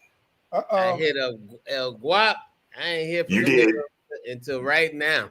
Get him, Fonz, get him. See, motherfuckers act like they miss you until they don't call you. but I'm gonna call it out. Call it out. Did you see the intro I did on you? You was no, I'm gonna go back and take a look at it. I'm gonna go back and take a look at it, man. I'm gonna tell you, man, when I'm in DR, I'm with my daughter all the time. I feel like a single dad because her mom like drop off and turns the phone off, man. And it's like, so I mean, I'm not complaining. I'm just venting a little bit, but it's all good. I love my baby girl, but she just keep me busy, man. I'm too old for this shit. So I'm actually getting ready to hire a nanny. To help me out. They never get tired, bro. The world is brand new. How old is your daughter? Yeah, she's 3. Well, she'll be 3 on the 11th, man. But she's a handful. Happy early birthday. We're about to do the same thing with Guapito, man. We're about to get an au pair for that extra help, bro. I told LeBay, I was like, yo, don't you bring no fine broad in this house. She better be unattractive. You know what I'm saying? Hey, hang tight. Somebody's at the door. Hang on. Okay. Yeah, well, it's cool because the person I'm getting, man, it's like my, my little goddaughter, man. I used to date her mom years ago. She's Venezuelan, and she's, English and Spanish, so everything is good, man. Everything. I'll just call. Yeah, that's all done. Guap talking so loud. Let me mute Guap. So how you fellas doing, man? How y'all doing? We good. How you doing? Let me say this, bro. You're absolutely right. You hit me up. I did not respond. Blame it. What is Rich saying all the time? Blame it on my head, not my heart, man. Yeah, and I don't hit nobody up for money. I be hitting up just say hello. How you doing? I ain't trying to. It ain't because I want something. I just want to. No, I know. Well, you okay? I'll be the first to admit I'm terrible at it. Yeah, my missed call list is very long. That's what I'll say. Look, TaylorMade sent me a picture. He's like, just checking on. He had me on his TV. Sent me the picture. I saw it. It made my day. I just lost in the wind, man. I'm sorry, man. That's all right. That's why when people say they miss you, I'm gonna tell you. They don't call you back. You right. You right. Yeah. Hey, and Fonz, Fonz gonna let you know he's gonna shoot straight from the hip. He's right. Now, I'm gonna tell you, if I don't call you back, I'm pretty much done with you. So, that's damn. Hold on. Let me call up a Russ real quick. I want to get on the ban list. So what's up, Choc? Man, you woo, brother, your channel, good Lord. You had a 360 since you've been back to Thailand. Good Lord. What I missed? Look, his live streams got wild. Choc cuss more than me. How the hell anybody curse more than me? Let me tell you something. Choc, can I tell them this? I got to see the real Choc last trip. I got to see the real Choc, and I was pleasantly surprised. So last night, or the second to last night that we were in town, Rich was kind enough to come and hang out with the fellas. And then all of a sudden, coming over the top rope, here's Choc tagging in. Rich disappears, and we hung out with Choc and saw a side of Pattaya I did not know existed in a good way. Yeah, man. And bruh, I was like, Choc, I didn't know you were like this, man. He was like, Choc went to the dark side. Yeah, I was like, yes, church the next day. Hey, y'all don't know. Choc knows all of the spots, man. I'm telling you, if y'all book a consultation with Choc, He gonna tell you the inside stuff that I don't even know, man. Choc, you still doing consultations? Nah, I stopped doing that a long time ago. Okay, Choc cut out his consultations, and tailor-made dreams, man. But we go. Shout out to Flyboy Way, my guy. Flyboy Way, if you want to come up, man, let me know, man. That's my guy too, man. Flyboy Way is another one of my YouTube superheroes. He been putting it down for a long ass time too. So shout out to Flyboy Way. That's my guy. That's how he sends. He sending me that peace and love. So you know what I mean. Shout out to Flyboy Way. But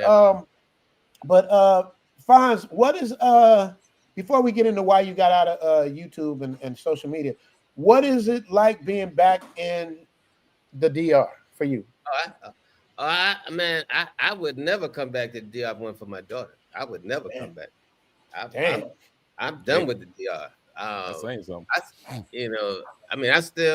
I still got some love for the DR.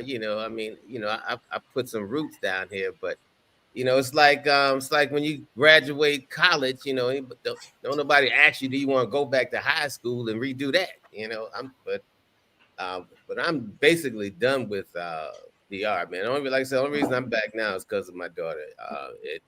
And so I'll be coming back for years to come unless she let me take my daughter and let her live with me. But that's the goal. If it happens, it happens. If it don't, it don't. So what is your what is the chance of that happening? Because you say she dropped her daughter off, and you ain't seen her. So it sounds like she might be open to letting you take the whole thing, the whole plate. Well, money is always good. So I'm gonna eventually make an offer she can't refuse. So there you go. But it got to be a slow process. I don't want her to think that I'm trying to take my daughter and you're never gonna see her again. So you got to do things, and as the word says, in decency and order. So that's what I'm trying to do. Right, I got you. FU Money say we here, boots on the ground. Who here? That's my cousin. Oh, it is. Yeah, that's my cousin. The one I know. Yes. Oh, that's my You like his name? I do. I can't say that. Secret squirrel. Secret squirrel. Yeah. I just say, what up, D? How's that? I miss Thailand. Come up. Oh, okay. Now Hey, you got a name like that though. I know who buying the drinks. Yeah, right. Yeah, right. Look, they need to. And when Guap say he's the low guy on the totem pole with these guys, so they playing basketball. I'm the poor one. You think I'm playing? Rich knows. Hey, they give me something to aspire to. Them is the Huxtables. Let me tell you something. They live that real Huxtable life over there, man. Where they at? I literally, when Guap was nice enough to let me stay at his house, I can't not make this up. I literally took a walk in every car that passed. and these were non-melanated people. And it was like I felt right. I was in Mayberry though. I mean, it was literally like that, man. It's like, the environment you're in just really like puts you in a different environment. It felt damn near like, I could have been in Thailand. It was so cool where you at, man. That's why people you get what you pay for. As soon as you see Spirit Airlines, we can do this for $99. That's the kind of people you're gonna get. Go to Emirates and see if you see any of that BS on Emirates or Singapore Airlines. You got to price people out the game. It's not a racial thing. It's just to keep your sanity and keep your peace. You're paying for peace. So some things are meant to be exclusive, y'all. Yeah. So shout out to D with his Holla 99 Holla. Jerome Payne Zoom tribe. So Fonz, we got to get to the elephant in the room, man. I've been on there. I don't talk to Fonz as much as I should either. And we live in the same city, me, him, and Choc. I don't see Choc either. But Fonz no, Choc no. I'm literally here editing or playing golf. That's it. I don't really do much except for Zoom Fest. Then I come out. But other than that, man, I'm just about the work, man. I'm about, my whole thing is about creating a legacy. Like everybody knows Thailand and me, but I'm talking about when I leave, I want y'all to be able to have something to be able to look at and be like, this dude put it down. He did the work. So I'm just all about the work, getting the work done and doing the best I can until we go to the next level with movies and TV shows and stuff like that. So that's where that comes from with me. But for you, Fonz, you did this once before.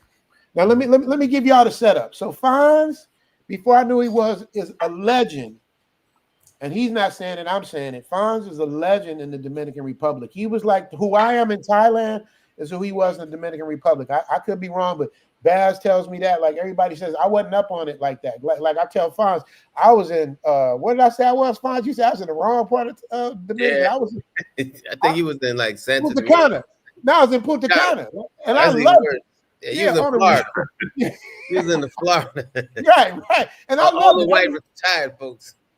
Canadians, I loved it. It was just like I felt like it was great. It made me want to move there. I was gonna move literally to Punta Cana after That's my because you was in Florida. Exactly. That's all I knew. But Fonz, meanwhile, was having yacht parties, just doing things the way like nobody else was doing it. He became a legend. Same thing. People start following him out there, and then all of a sudden, it gets goofy. But Fonz, can you tell us from the beginning how it went down with you? You started in 2016. How did it go down? Yeah, I mean, when I first started the channel, it really was to promote people that look like me to get cats into traveling. Because I actually learned about Sosua because I was going to Dominican Republic, but I was going up in Santo Domingo because my oldest daughter was up there. But I never thought of going down to the north side, man. That I watched this dude Cuba Dave, and he had some decent content. But I didn't see nobody doing that looked like me. So that's why I got into you. That's why I really got into YouTube, man. Started vlogging about it. Went there one time, man, fell in love. I got there on a Wednesday. Everybody know the story, man. By Friday, I brought a condo. Matter of fact, I just sold a condo about 2 months ago. Had it for a number of years. And I was just trying to build a community, man, just trying to get people together, man, just to build a community, man. And we did, we had a nice expat tribe out here, still got a big, huge expat tribe. Got involved with the schools and other things, man, some philanthropy and, started, a couple of businesses down here, man, helping people get real estate and some other things together, man. And it was really cool. And then shit just started going sideways, man. My house got robbed. I got robbed. Baby mama drama, which I ain't getting into. I mean, man, and I just said, I needed a break. So I went to Thailand and a couple years ago, and I mean, hell, the story from there. But as far as at one time I just got burned out on YouTube, so I decided to take the channel down. And then I kind of missed it a little bit, and then I had some friends say, "Man, come on back out. People want to hear from you, yada yada." And I'm like, "All right, cool." So I started back up the channel and. Man, and it was great, man. I got most of my audience back, man, some new followers and everything. But I'm 62, man. I'll be 63 in July. So right now I want to fly under the radar. I want to fly more incognito, as opposed to having being out there and everything. And then I got a young daughter who's going to be looking at this years from now. Hearing her father's words of wisdom and, with the trolling and everything, man, I said, at this point in my life, it's not nothing I need. I never did YouTube for the money. I did it, just because like I said, I wanted to promote something positive. I wanted to showcase that you can travel overseas, have property overseas, have bank accounts overseas, that you can create a life for yourself. And I did that, man. And I got a lot of people that came up under me that I helped get out there. Like O'Shea helped me, Ace. Who else? Damn, I'm trying to think of the brother name, and I'm forgetting. But Ace and a couple of other cats, Checks in Effect. And these brothers, they have, they was in when I started helping Ace, man. Ace was in the hundreds of followers. He didn't even have 1,000 followers.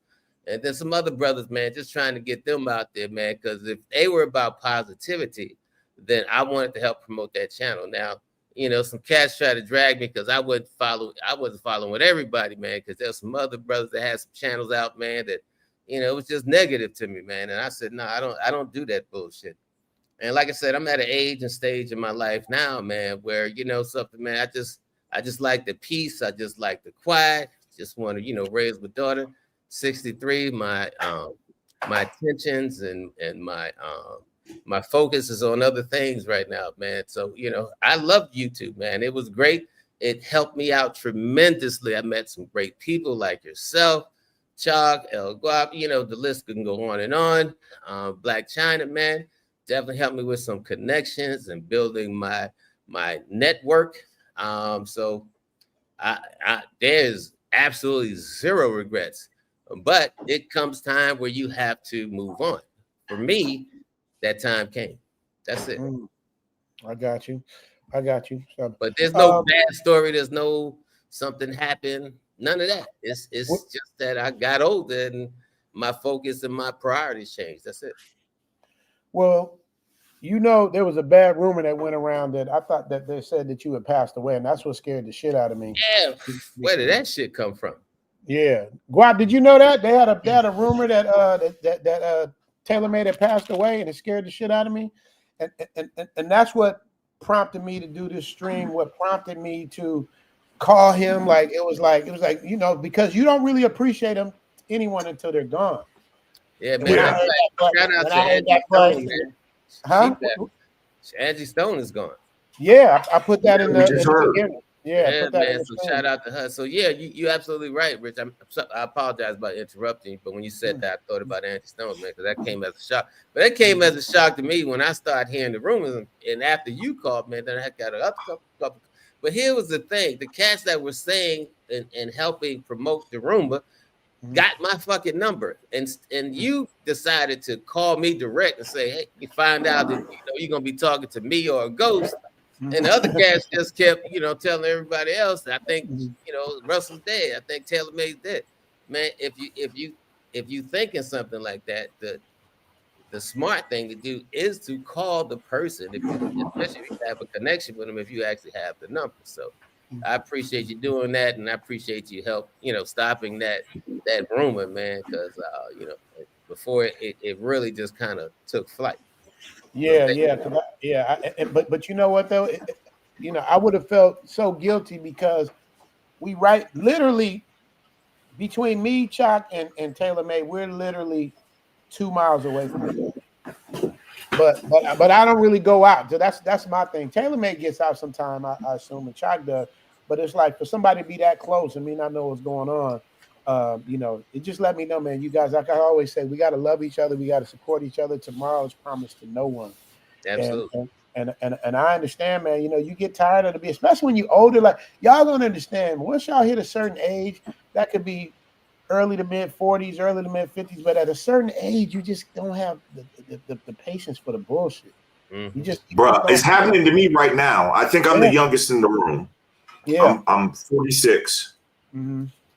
My tolerance for the BS is quickly diminishing. You know, I don't even want to argue. This is why I don't debate or anything. All right, man, you got it. You got it all figured out. Yeah. You know, so I can only imagine y'all's vantage point with the elevated wisdom you have due to the benefit of time. So I see it. I do see it. And then Thailand just straightens it all out for you. It's like when that happened to Fonz, when he got robbed in his sleep, Fonz like, man, I'm thinking about coming out there maybe next month, couple months. I'm like, what are you waiting for? Like, why don't you just get on the fucking plane and come now, bro? That's enough. You know how traumatizing it is, especially for East Coast dudes, because getting robbed is like Chicago too. It's like it's something about getting robbed because everybody protects themselves so that doesn't happen. Everybody locks shit, clothes and stuff so it does. So when you, and I'm speaking for Fonz, I don't know if he feels, but I'm assuming when you are used to protecting yourself and you realize that you were asleep and somebody came in your shit and stole your shit and could have violated you or taken your life, that has to be the most traumatizing shit that could ever happen to someone. So when he went through that, I was like, dude, just come on, man. Come get this piece, bro. Come get this piece. And Fonz had been here before. I'm not like saying I'm the one that brought him. He's already been here, but I'm saying he came and got this piece. And now when you come here and you go back to other places like that, I see what he means by you want to, you don't want to be nowhere else. Fonz, is there anywhere else you would want to live besides here? Besides Thailand? At the moment, no, man. Thailand, man. Like I tell cats, man, if they've never been there, that it's a place you got to go. It's just another level, man. The peace I feel. I mean, just mentally, spiritually, physically, it all aligns. It really do. It really, really do. And it doesn't take a lot of effort. That's the thing. It's effortless. So for me, that's the smart choice. That's the only choice at this point right now. Mm-hmm. I got you. Shout out to Cuzzo. Shout out to Cuzzo. Yeah, they want to say what's up, man. Can I get the screen? Absolutely. You recognize this guy? There he is. What up, D? To the nation. Hey. What's up, good people? Hey, and I don't want to hear no excuses tomorrow on the green. Let me just leave it there. On the green tomorrow, no excuses. Boots on the ground. We about to kill the game. We came with reinforcements this time. Party out here, baby. Yeah. Let's go. Look, this Big J right What here. up, Big J? Yeah, man. Hey, come on, man. Come say hi, man. What we doing, man? Oh, since y'all doing some names, D Tucker's in the building. There you go. Let's dominate. Yeah, I just It's say my biggest brother right here. What we doing? That's the one I want to right be. there. The biggest. That's the one I want to be right there.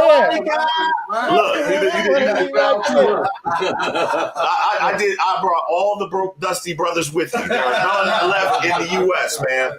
We're all we've Spirit Airlines out here, man. Are they loving it? I want to hear from them. Guapo, you can speak for them. I want to hear them. We got to get ready to roll because we got the car. Remember, I said I was coming at 10:30, but tailor made. Much respect, bro. I really, really appreciate what you've done for the community, and I get it.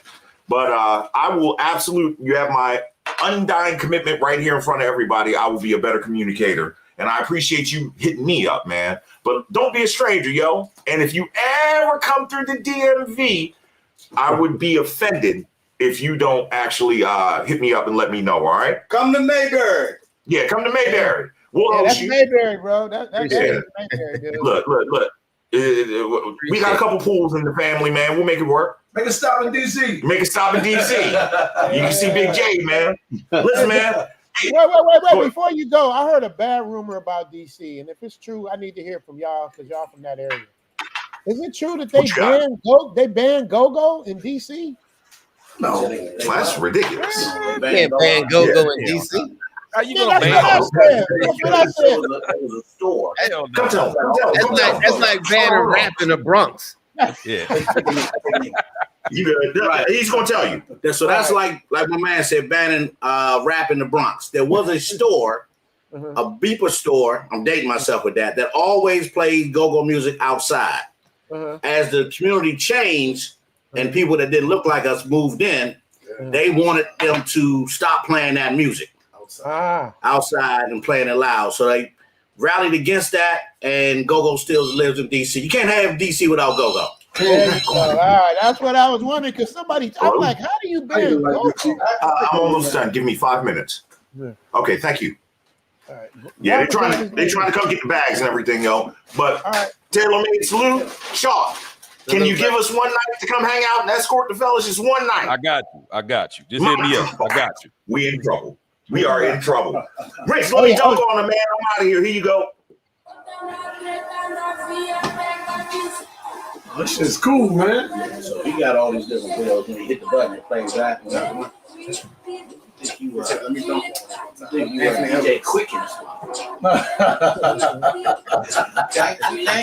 I like it, sir. Hey, before you disconnect from the live, can you show Jamil your intro? Yes.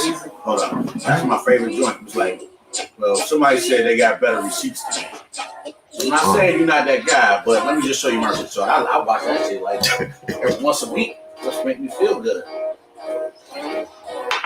Making these men to sit through that whole shit. That's funny. That's the intro? No, this is me dunking on. You come on here. Yeah. Hey, Guap, you know we heard everything y'all said. We can hear everything y'all was saying. That's okay. I am who I am on camera and off camera. So I love you know it. what I I'm love saying. it. Well, y'all have a Fellas, safe trip here. You guys coming to Culture tonight? I'm coming. Okay, Choc. Yeah, sure. Okay, all right. We'll see you tonight. Well, hit me with the time on that, Guap. So, 7 p.m. Okay, so let 7 everybody p.m. in the YouTube world know that we be there at 7 p.m. All right, everybody. YouTube You world. talk to Brandon, right? I'm deep this time. I already talked to him. He made a reservation for me 2 weeks ago. Okay. Yeah. All right, so we're good. Busy on Sunday. We will be there, brother. We will be there tonight. Y'all, El Guapo, shout out to him. Thank you so much for being there, Guap. Salute and salutations. Appreciate you, man. And we'll see you when you get to Taylor, man, you'll hear from me before the end of the week. That's my word. All right, brother. Look forward to it. All right. Love you, brothers. I'll catch up with y'all. Okay, man. All right. So Taylor Made Dreams. I don't want to get into your personal business, but I want to know when you're coming back, but you gotta let me know on a thing. I don't know if you want to be announcing when you're coming back and all that. And by the way, you guys, just in the chat, I see you guys getting into it with Play Dog. Play Dog, man, I have no problem with Play Dog. He's he's cool. He's not the ops. But everybody play good in the sandbox. You know what I mean? So let's just be cool there, man. We doing everything with love. But I don't mind nobody saying what they say as long as it's done with respect. So shout out to Aaron and B-Roll Hammer. But let's let that man live. Big Bass say, I always check on you, Fonz. Yes, he do. Yes, he do. Yes, he do. I gotta give the Big Bass. Yeah, as a matter of fact, I need to start, returning the checkup as he does. So absolutely, no, I can't argue with Big Bass because he's absolutely correct. Okay, that is a fact. But I was telling Fonz, you guys, I call Taylor Made Fonz. I was telling Fonz that he is loved. You know what I mean? And you guys, I wanted him to know, you know what I mean? It's like, dude, you're loved. Because Fonz think he could just fade off into oblivion and nobody's gonna notice. It's like Fonz, you know what I'm saying? I mean, they know. They hit me up all the time, and that was another reason I did this stream. I'm like, y'all don't ask me, ask him. So Fonz, to be clear, now we're at present time. So you cut off all socials, not just YouTube. You cut off everything. Instagram, Facebook, everything. Yeah. Right now, man, my focus is on two things: my peace and my daughter. That's it. And just in that order, because I gotta have my peace first. Because if I'm 100%, I could give 100% to being a friend. I could give 100% to being a father. I could be 100% that. But if I'm not at peace, man, if I'm 70%, I could only give you 70% at ever entity or every person I'm doing. So I got to be 100% first. And right now, like I tell people, I'm at a very selfish stage in my life. So I'm not picking up the mantle and trying to do more philanthropy or anything like that, man. I'm just focused on myself and my daughter. I'm at a very selfish, peaceful place, man. And that's where I'm at, brother. And that's where I'm gonna stay. So, I don't do the social media and all that stuff no more.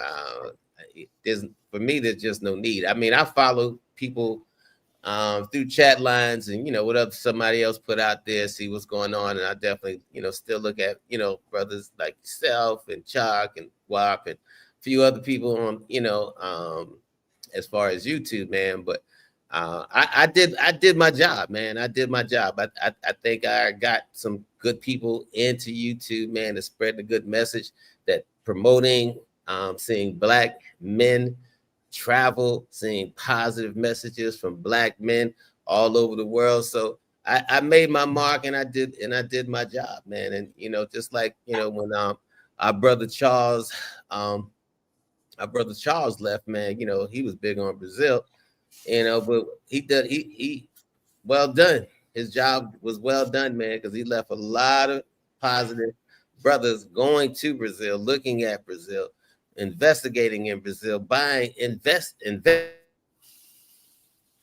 Uh-oh. He froze. That's that DR. Yep, that DR internet. That DR internet got him. Yeah. Got him. Yeah, but to piggyback on that, I understand what he's saying, though. I think being out of social media and whatnot, I can imagine how it affects your mental health in a good way, in a positive way. Are you back, Russ? Go ahead, man. I apologize. Yeah, sorry about that, man. Yeah, I'm in the DR right now, so you know. Yeah, but no, man, but you know, I'm in a good spot. I'm in a good place in life right now, man. So, I'm you know, like I said, brother, I'm just enjoying my peace. That's it. That's it. Yeah, it. No it don't more, get no no better less. than that. It don't get no better than our peace, man. It really does. And that's what I love so much about this place is the peace. Yeah, you know what I mean. And when you're not on social media, it keeps things very simple, man. It keeps things very simple. I'm telling you, fact. That's really a fact. Choc, you want to add to that because you cut off a lot of stuff too. What did you stop doing that you were? Yeah. I'm just like Russ, man. The older I get, the less I got time for it. I don't need it. You know, I mean, me and Russ are on the same level there. We don't need to do this. We would just provide information, have some fun with it. It was a hobby, enjoying it. And, you know, it just starts to get, you know, it's not because of that. I know the trolls and the haters would love to, you know, stand up on stage with like, yes, I like to thank the audience for, you know, making sure we got rid of these mofos. I'm sorry, I'm not going to give them credit. You know, I think it's more about the obligation that you feel to your audience, you know, that, you know, you feel like you need to give your audience more. You feel like you need to provide them information. You need to entertain them. That's the real stress of it to me, was feeling that, you know, that need. I gotta do it. I gotta get this video out, man. My audience is gonna be unhappy, you know. And then when you take a step away from it for a minute, you're like, you know what? I really don't. I mean, I care about y'all. I was happy to provide you the info, but I'm chill now. Like, I'm good. I don't have that stress. You know, I'm like, I'm good. Yeah, I agree. But they say you a wild boy, Choc, on that live stream though. They be telling me like, you done turned into a whole different animal. They said they don't I can let them know on the live streams, like, hey, look, it's just me and you now. We just having a conversation. Okay. You know, come for me in the live stream. I'm right here. Right. You there for it. I haven't seen Choc get two girls drunk. One girl so drunk they had to carry her. Yeah, Choc knows all where the bodies are buried. He knows all the secret spots and stuff. Like Choc is the guy to go to when you want to get into trouble. That's why I have Choc host the night for Zoom Fest. Fonz hosted the night too. Fonz, I don't know if I told you. Thank you for hosting the night at Zoom Fest.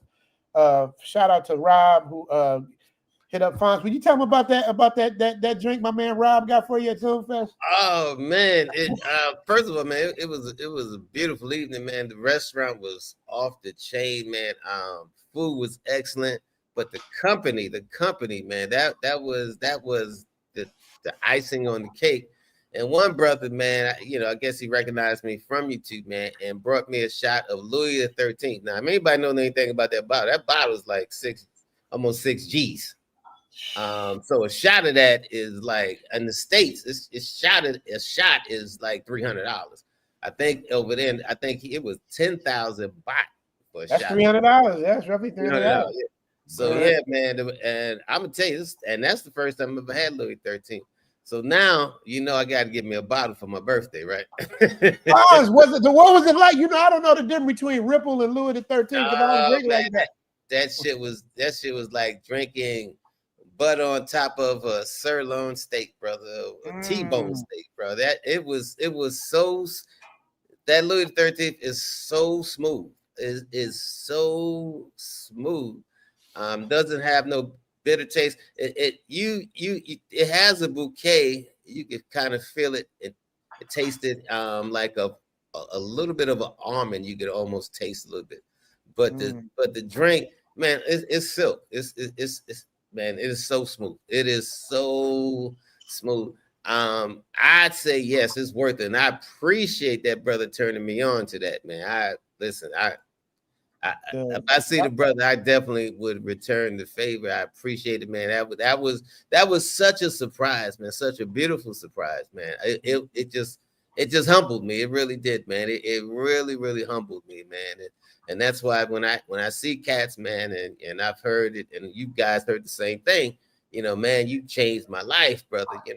I used to be like, yeah, these guys up, but I take it seriously, man, because some of these cats, man, I've had conversations. Matter of fact, one cat, man, stopped me in Thailand and said, man, he says, Taylor, he says, man, You just got 15 minutes. Just 15 minutes. Let me buy you a drink. Just 15 minutes, man.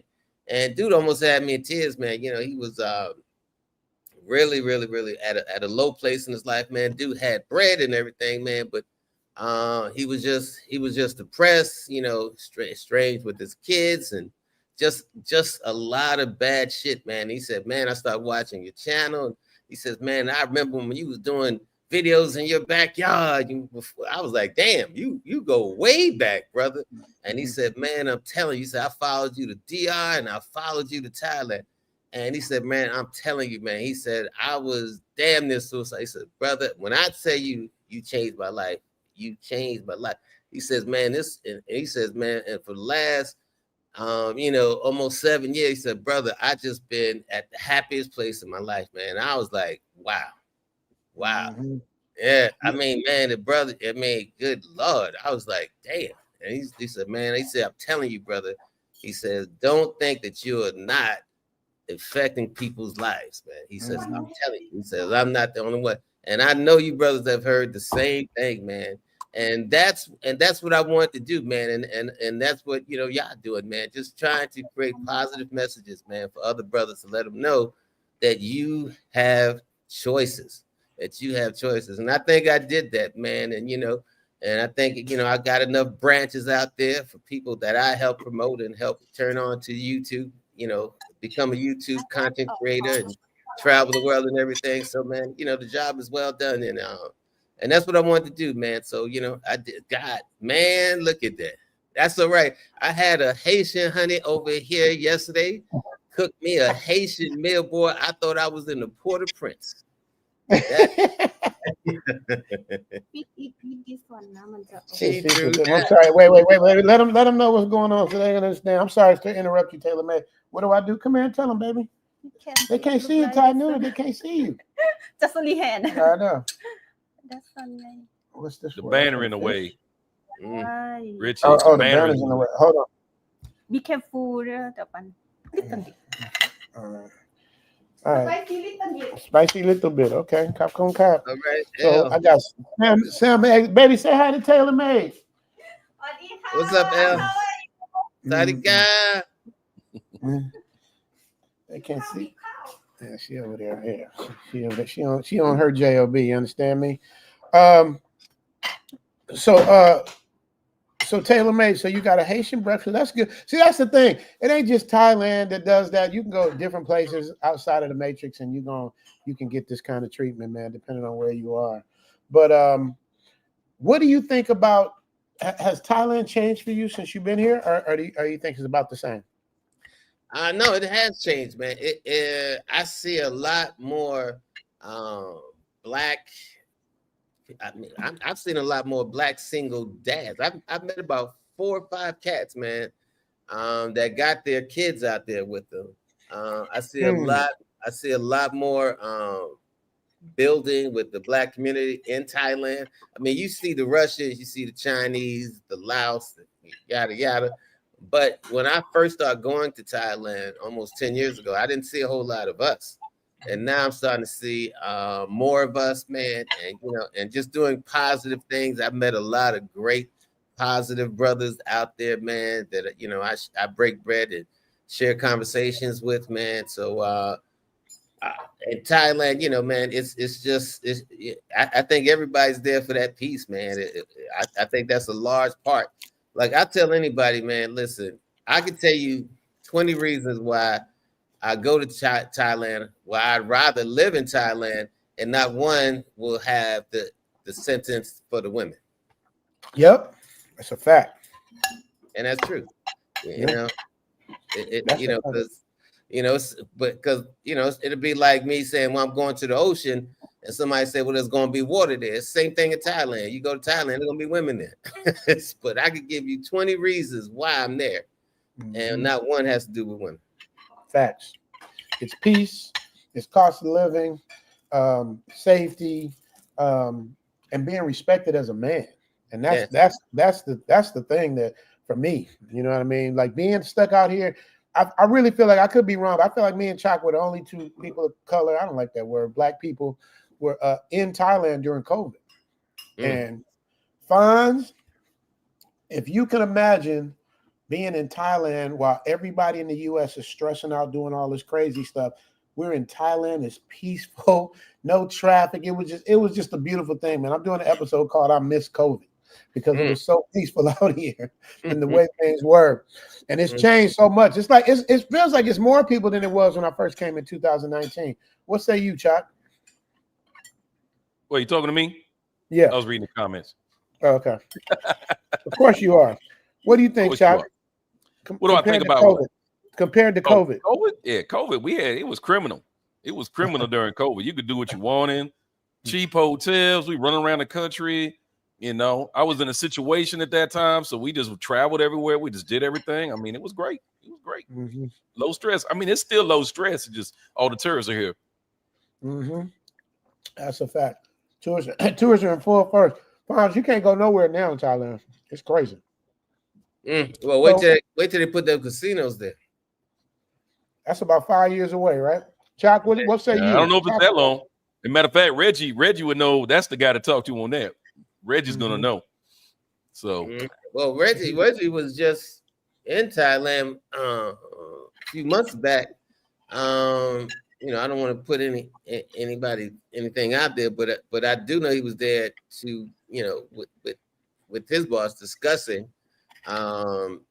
you know, Thailand and the hotels coming out there and everything, because he's kind of like put that bug in my ear that, you know, hey, he said it's coming. He said I'm telling you, it's coming.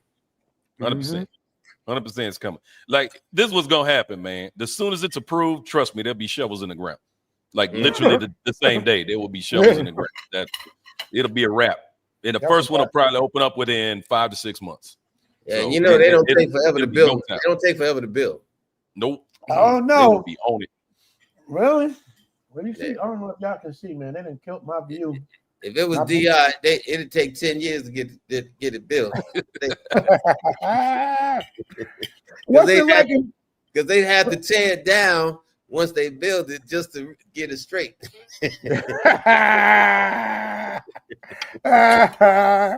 Fine. What is the DR like to you now? I want to know what it's like to you now. What is it like? Well, I'm gonna tell you, if Thailand is the land of smiles, DR is the land of scams. Damn. and I'm talking from every level, brother. I ain't talking about just, you know, the moto guy. I'm talking about the doctors, the attorneys. They're just, everybody's on a fucking scam. Everybody, all levels on scam. The attorneys, oh my God, man, they are the absolute worst. That sounds like a real familiar place to me. Real familiar place. Alex is in the chat, by the way, and we can tell you the same thing about the Philippines, and that's probably why neither one of us live there anymore. You know, after 3 years, you just get tired of it. The corruption, the issues, the drama, the crime. You know, it's a lower standard of living. The infrastructure is not there. Nothing against the Philippines. I love living there when I was there, but I have no desire to go back there either. And I don't feel as comfortable there as I do here. You know, and I didn't realize how uncomfortable I was in the Philippines until I started living in Thailand for a couple of years. I'm like, man, I just don't feel safe in the Philippines anymore. And again, nothing against Philippines. I love the Philippines. I love Filipino people, everything like that. But it's just a different vibe out there than it is here. So much more comfortable here in Thailand. Right. The Filipino people are the best, though. Those are the nicest people in the world to me. They are. They are sweet people. Great people. Yeah. Yeah. I mean, you know, DR people, man, they are very nice. You know, first impressions that they are very nice, man. But I'm gonna tell you, man, I tell anybody planning on coming here, man, just don't do routes. You know, fly under that radar. You know what you want to do you, and don't get involved with shit. Just fly under that radar, man. Enjoy yourself, enjoy the fantasy, and just know what it is, man.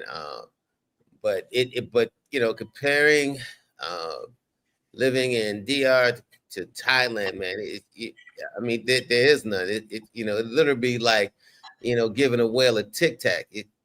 What's it gonna, you know? No, what's it gonna do? Man, ain't nothing. But at our age, Thailand is better, but in your 30s, the Dominican Republic is something to behold. What do you think about that? For a younger cat. I mean, if you're young, I say experience everything, experience all, man. And that's why I'm glad I got the chance to, go to Brazil, go to, Guatemala, you know, all through Europe, Germany, France. I mean, if you're young, experience it all, man. Don't just don't take one thing and say, okay, this is where I'm gonna plant my flag. No, I suggest, do 3 months here, do 3 months there, especially now a lot of young cats got these remote gigs. And I say, man, do it until you feel like, hey, man, I found home. And once you say I found home, you good to go. But definitely, if I had, if my daughter was still alive, she would be in her 30s. I would tell her to just travel, just experience life, until you get that home feeling. You'll know it when you get to it. But when you're young, man, listen, take advantage of that youth.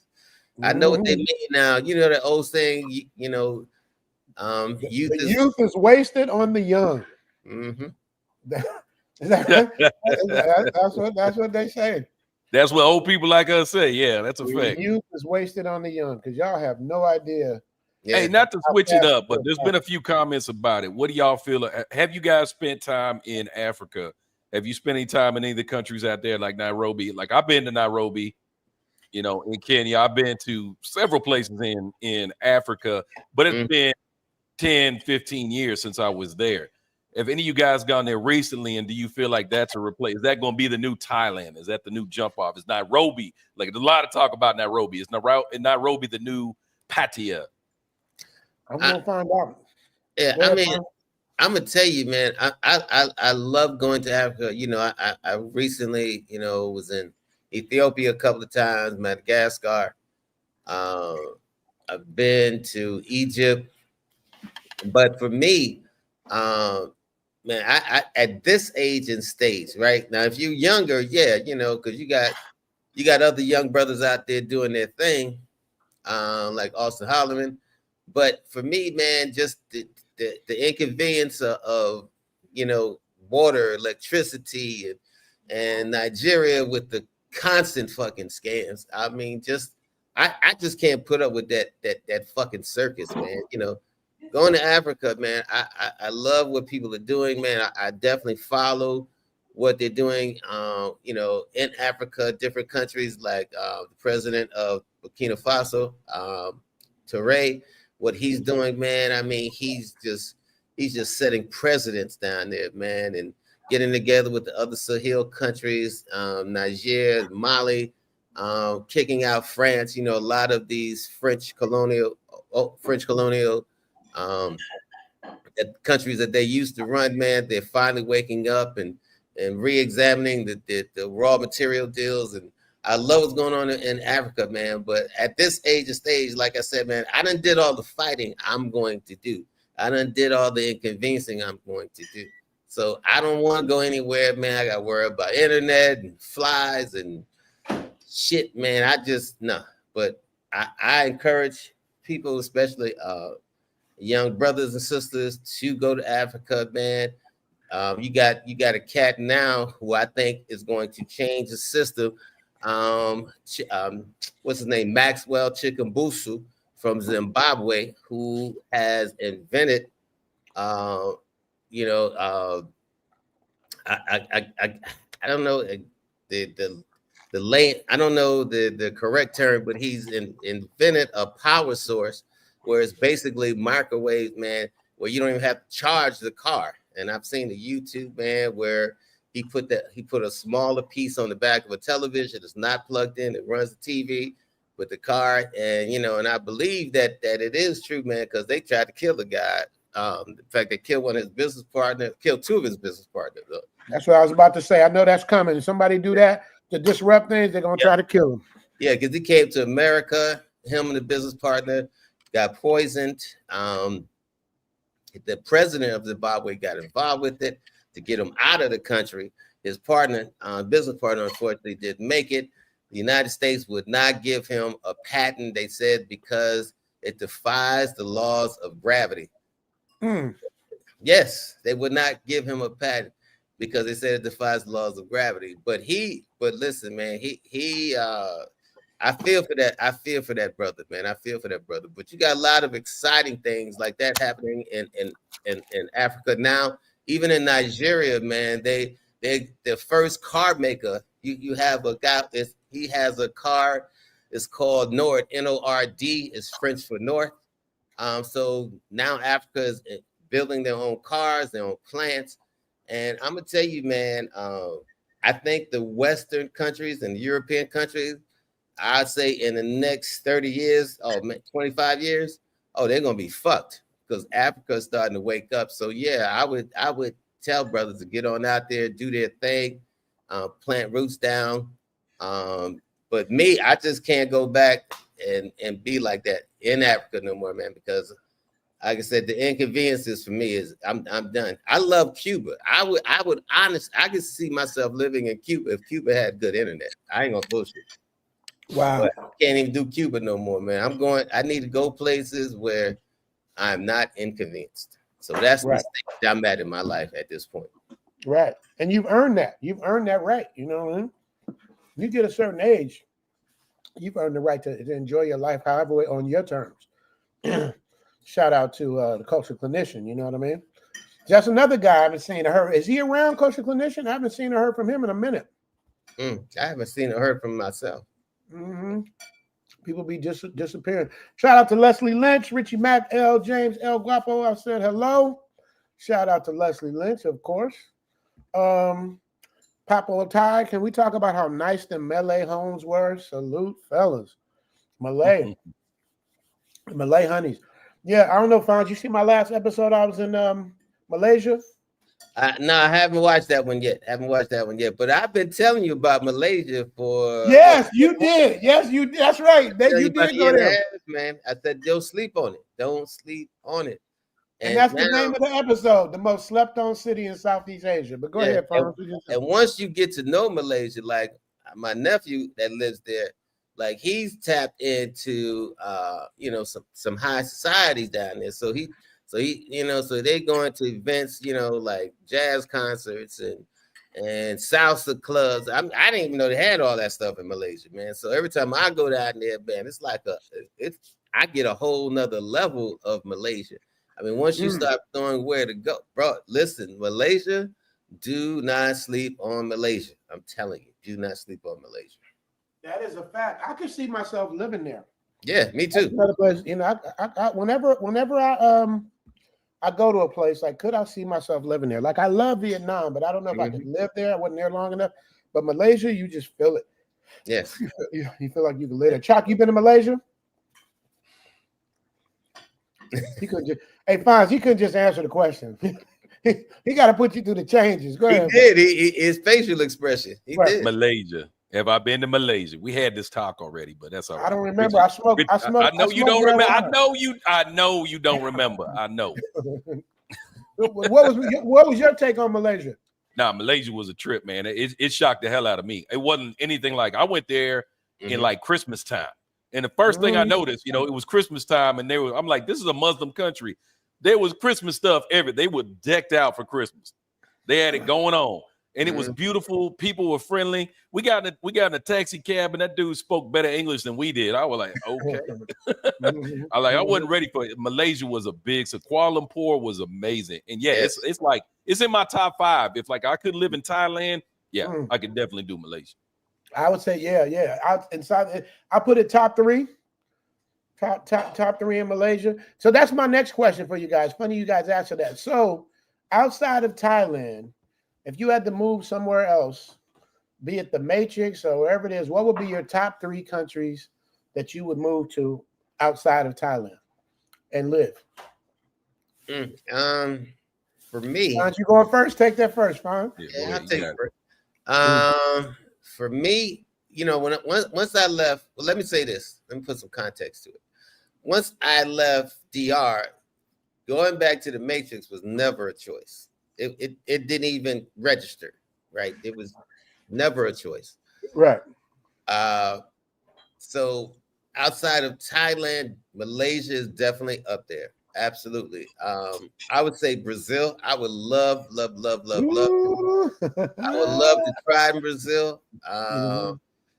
Brazil doesn't have the safety factor, the medical, all that stuff that Thai has, but it's just a really good vibe every time I went to Brazil, man. I've always had a great time, always met great Brazilian people, man. So I would definitely try Brazil. That would be, and like I said, if Cuba. Wait, that's number 1 or 2. I need them in order. What's number 1? Brazil or Malaysia?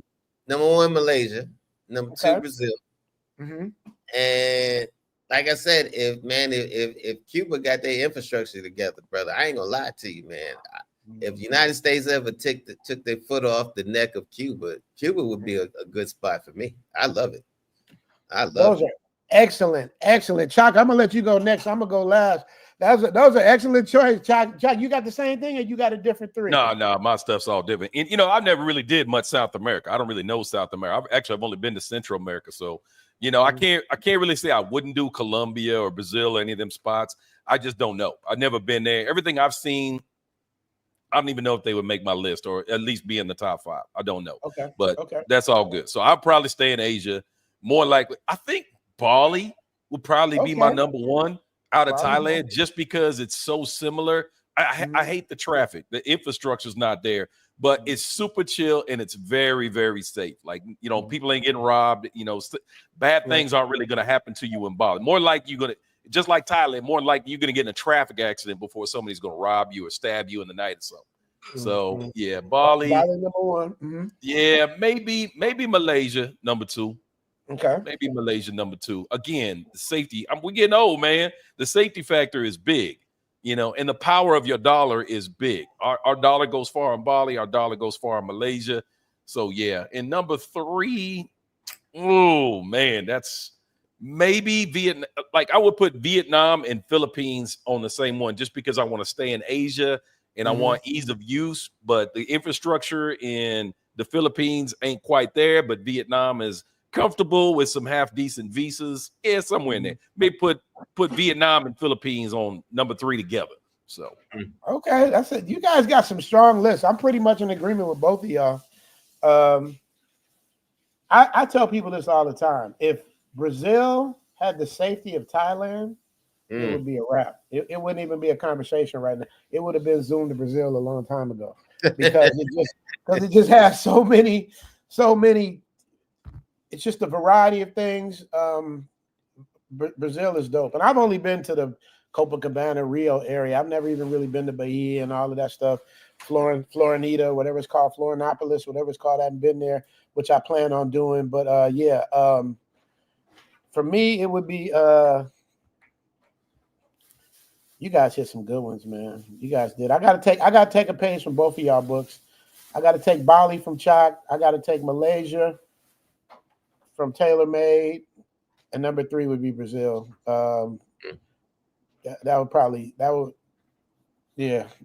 be or the Philippines. Well, do you know the cool thing about the Philippines?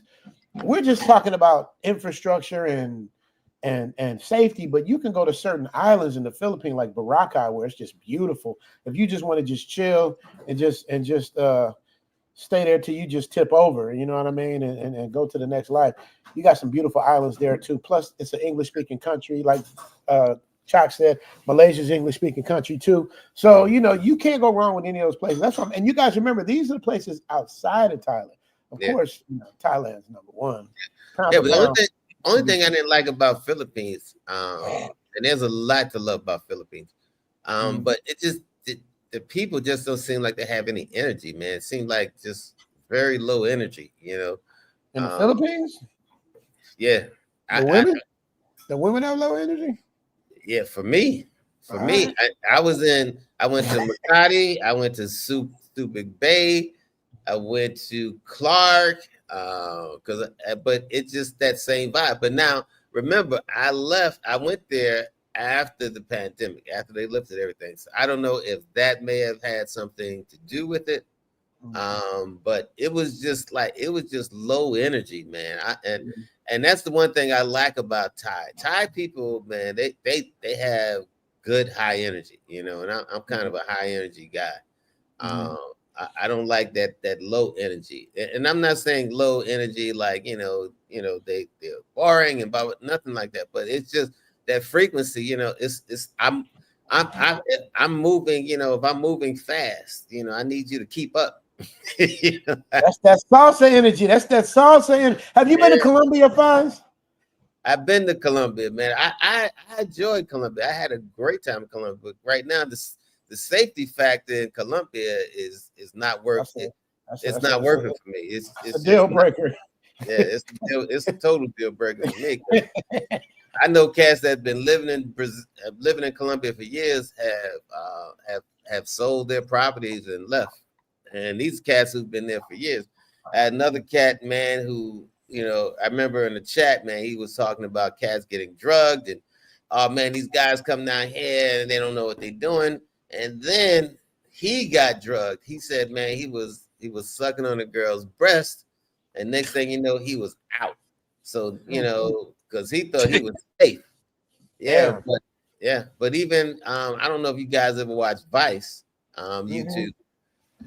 And one of the things the girl said, that they said, well, how do you drug the guys? Because now everybody wants to drink. And she said, oh, we put them on your breast. He said, men always want to suck your titties. Always want to suck your titties. And I'm like, man, listen, if I lived in Colombia, first thing I would do is make a chick take a shower. But but man, I just ain't trying to go through all that, man. So right. I totally. But that shit. But it don't have a taste to it or nothing. I know. I don't know if you asked him or not, but I would be interested to know: is it tasteless when they put it on your breast? Like, do it taste? It got to be some kind of clue. But I know the motherfucker talked a whole lot of shit about brothers who got drugged until it happened to him. Until it happened to him. You see what I'm saying? It happened to him. Speaking of that, Zookeeper wants to know from you, Fonz. Hello, our richest questions for TaylorMade. Did things start to go downhill in DR before the pandemic or after? Also, glad you became serious about exercising for good health. Stay cool, gents. So that's for you, TaylorMade. It was after. It was after, because the people were humble during the pandemic. I was here. They were humble, but it's like after the pandemic lifted, man, people it just got like desperate, greedy, scam. I mean, and I'm talking about, man, it's just the level and the amount of scams, man. It's uncharted. You know, if Colombia is known for its drugging, which it is, DR is known for its just scam. Every freak, you gotta literally check everything out, man, because it's just always a scam, always a freaking scam. No matter what you do it, man, you gotta make sure you check shit out 2, 3, 4 times, man. If you got an attorney, you gotta hire an attorney to watch that. The scam got a scam. Scams got a scam. Hey, Spy, speaking of that, my man Rob, who treats you with that drink, he said, tell Russ we would do it again for his birthday. Tell that brother I said, what's up, Rob? Thank you, brother. Thank you, brother. We'll do it again for his birthday. Absolutely. So, yes, you know that. Yes, sir. I'll be there. Yeah, Rob came through. Yeah, he came through. So Fonz, you gonna host another night this year for Zoom Fest? You gonna host a night? Choc Absolutely. Absolutely. Okay. Absolutely. Okay, Absolutely. cool. Yeah, I got that locked in. Choc, this is for you. Kevin Johnson's class. Greetings, gentlemen. I hope all is well. I'm eligible for retirement from my job as of today. I'm not sure if I'll take it just yet, but I'm looking to make Pattaya my home base. Now, I'm gonna jump in real quick and Choc, let you take it. This is why I do consultations. It's like everybody watches my channel and they want to just run to Pattaya. Don't get me wrong, it's a great place, but if you come here, you'll get lazy because everything is just so convenient. You won't want to see anything. Like, you got to explore different places to find what feels good to your spirit. There's so many places besides Pattaya. You definitely have to come to Pattaya, but you got to see everything else, because these one-trick pony dudes that do the same thing, hang out at the same spot, the same bar, the same this, they go, oh, that's all Pattaya is. Dude, there's so much to do out here. Y'all have no idea. Y'all don't even know about dolphin shows. They got dolphin shows. They got like SeaWorld out here. They got Aquaverse out here. They got where they do Rolling Loud. They got the best hospitals. They got so much stuff, but low vibrationals, I call them roaches. Roaches only see one thing. So you guys just so just know that when you put this is what you should book a consultation so I can walk you through all of that. Choc, what do you have to say about coming straight to Pattaya for retirement? Yeah, like we said in the military, let me caveat onto what the commander said there. But yeah, man, all my military cats know exactly what I'm talking about there. But yeah, that's it, man. Like if you're not gonna do a consult, I highly recommend getting a consultation. I highly recommend it, especially if you're gonna make like a permanent move out here and you've never been here before. Consultation is gonna help you out. But that's the bottom line. There's so much more to Pattaya into Thailand than what you see on the internet. We try to present as much of it as we can. I've done hundreds of videos on Pattaya in Thailand, and I still get cats that meet me in the street like, yeah, man, it's like you said, like you just don't know until you get here. You don't really understand it until you get here. You can watch all the videos you want, but you won't understand it until you get here and see how it is. And if it's really for you, if Pattaya is for you, if Bangkok's for you, or maybe there's another part of Thailand that's going to be a better fit for you. Everybody's always happy, but yeah, they don't realize what it is until they get here. So get that consultation, or at least get boots on the ground for a little bit, and don't make any permanent moves. Don't make anything permanent yet. Come out and spend a little time here and move around a little bit so you can see what's really going to work for you. Yeah, and can I just comment on that too? And when people, when you, especially when you do consultations and people ask you such a broad question, man, you need that consultation because we gotta zoom it in because everybody's different. You may be looking for like, a place where, I just need to slow it down. I still want to be able to get to Pattaya, have my fun, do my thing, but a little bit slower where it's a quick 20-minute ride. Then I would tell people John Tien, or somebody may be like, I just want to be off the radar. Chiang Mai, Chiang Rai, you off the radar and you're close enough, you can still come and do whatever you want to do. Cats on different budgets, if you got a cat who's bringing in 5,000 and versus a cat who's bringing in 10,000 versus a cat who's bringing in 2,000, you're going to live very differently because you're on different budgets, man. So, get that consultation, man. That way Zoom can kind of streamline it with what you want to do. You may have family that you want to bring down and be like, well, I don't want my family, I have daughters. I don't want them walking all through Pattaya all the time. I want to go to John Tien, beautiful place, still a lot to do, good restaurants and stuff. So, like I said, man, it just depends on your taste, what you're looking for. Are you a drinker? That's a whole nother story. That's a whole nother. Hey, y'all, let me tell you something about Fonz. The more Fonz drinks, the louder he gets, man. Fonz got some levels to his voice. When he happy, the whole world knows it. I'm gonna tell you that. How you doing with that, Fonz? How's your health? Oh, the health is good. The health is good, man. I hurt my knee the other couple of weeks ago, man. So I haven't been walking like I should. And I'm gonna tell you something about drinking too. Because I know I twisted my knee, but I didn't feel it for 2 days because I was celebrating something of my own. And then my partner, I was helping him celebrate. And that liquor will dull your senses. It kills that hurt pain. But after that alcohol wears off, oh my God, bro. So it's that's when the Novocaine kicks in. when the pain kicks in after that. I get it. Yeah, man. But I've slacked off, unfortunately, but I'm definitely gonna get back into it now. Like I said, I'm with my daughter, so then I've been busy with her. So I got my goddaughter who's hired as my nanny. She's starting tomorrow, so that'll give me a little more time to walk the Malecon and do some other things, man. So, but I appreciate that, and health, man. You got to definitely take care of yourself. I go to my doctor regularly, every 3 months. I'm at the doctor, and so yeah, I'm doing, health wise, I'm in there. I'm good. Thank you. I love it. Well, I ain't gonna take up much more of you guys' time, man. I think we pretty much got it in today. Choc, man, thank you so much for being the Swiss Army knife. Always when I call on Choc, he's there. Fonz, I'm so glad to know that I'm talking to you and not talking about you. Yes, sir. You know what I mean?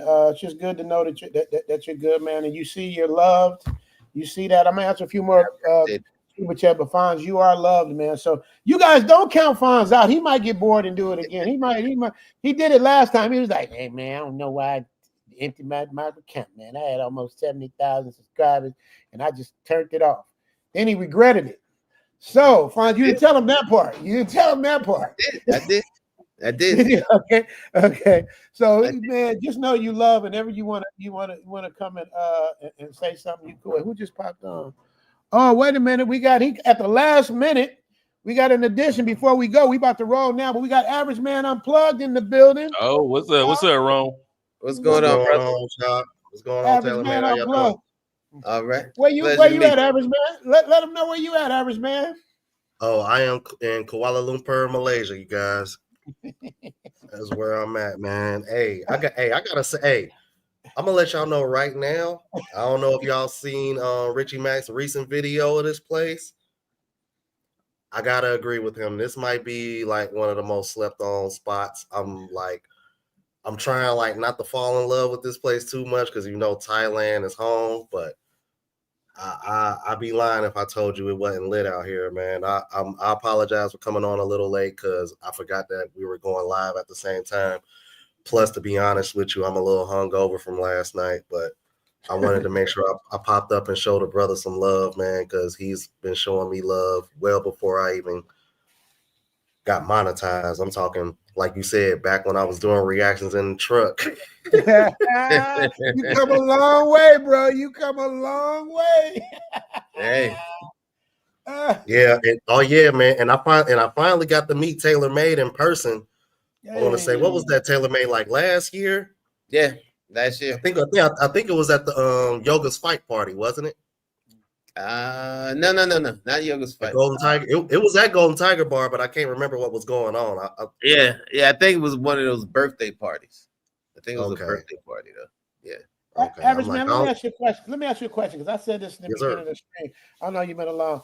What did it feel like to meet your YouTube heroes? Because I call them heroes. You know what I mean? Because like Taylor May said earlier, I think Chocolate Man said earlier, only people that know, that put in the work to understand what it takes to get where we get. Like I said, I've seen Average Man. He was in his car in the cold in Cincinnati doing reaction videos, and now he's traveling the world. It's like it's a lot of work that comes with this, you guys.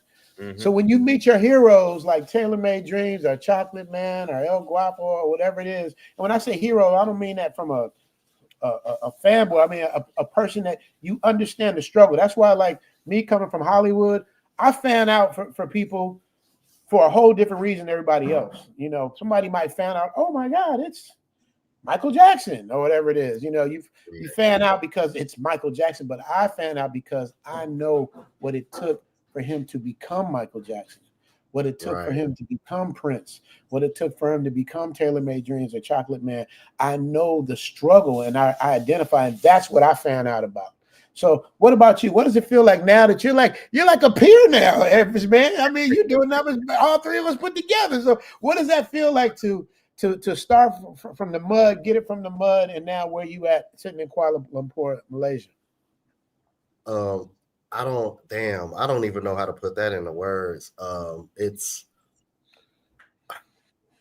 like I don't even know how to follow it up after you just said all that, but because I'm like, let me tell you, like when I met Taylor Made Dreams, right?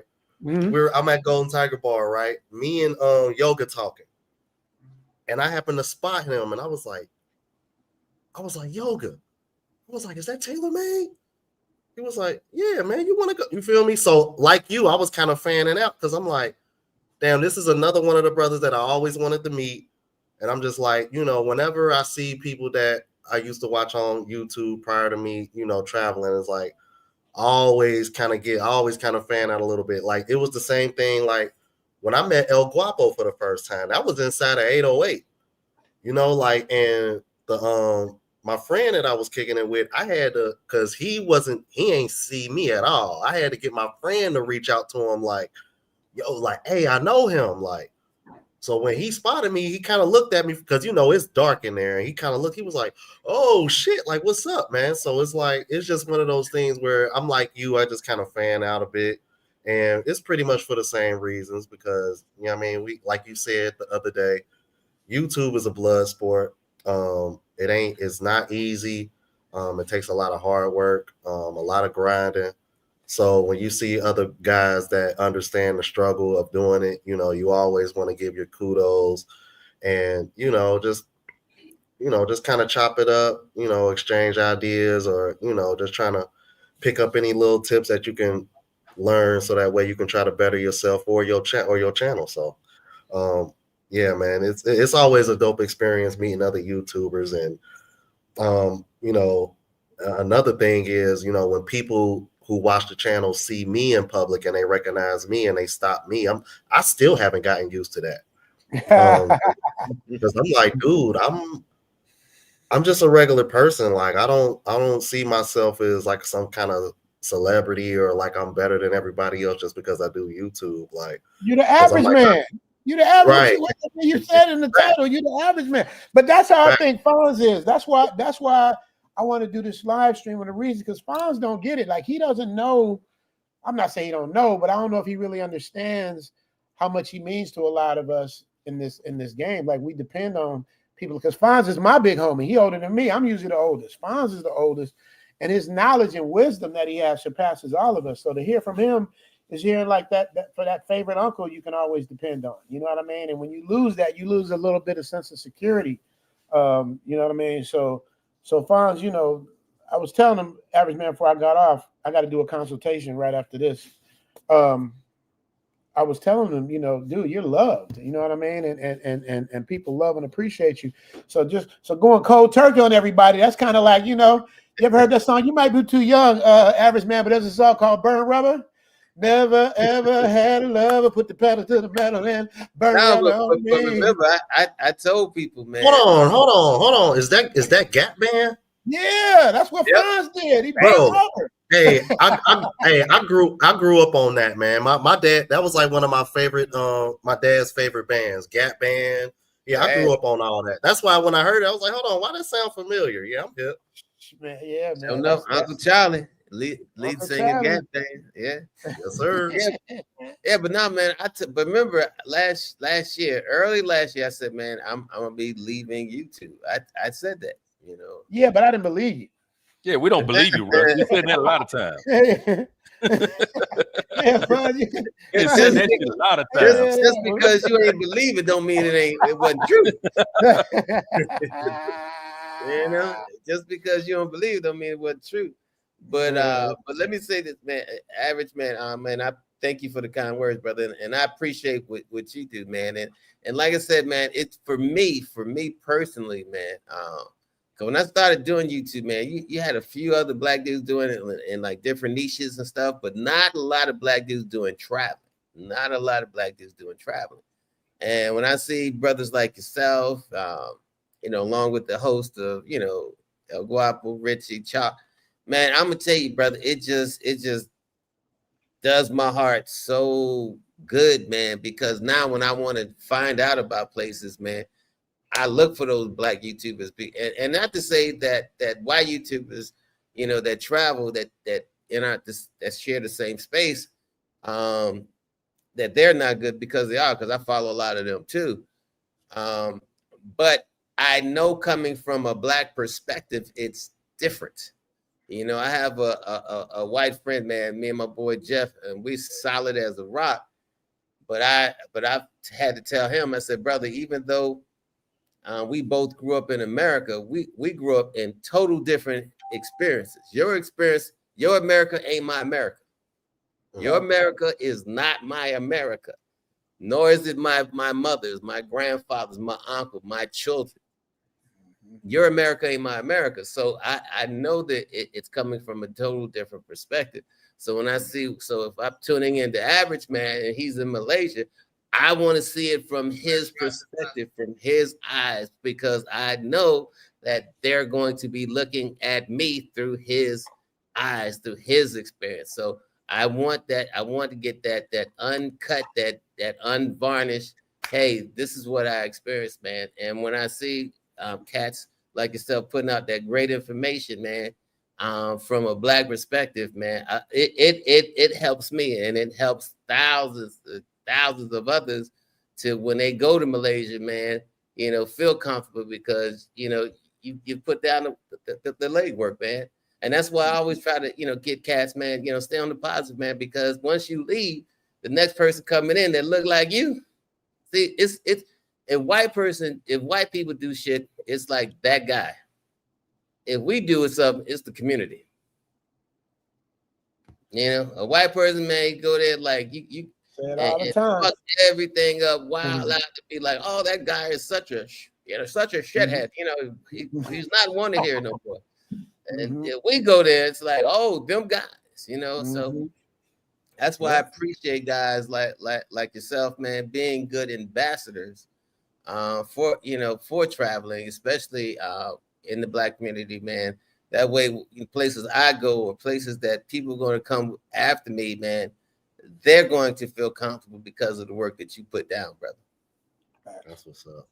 Appreciate that. Yeah, man, that's what it is. And I'm just gonna just real quick before I let y'all go. I'm gonna tell you, I'm gonna let y'all know it. I mean, we still got 300 some people in the building. I'm gonna let y'all know this is how we feel TaylorMade did us. You understand me? Right?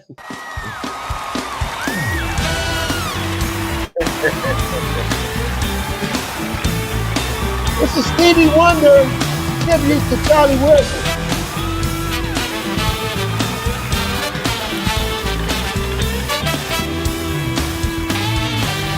My money, my time.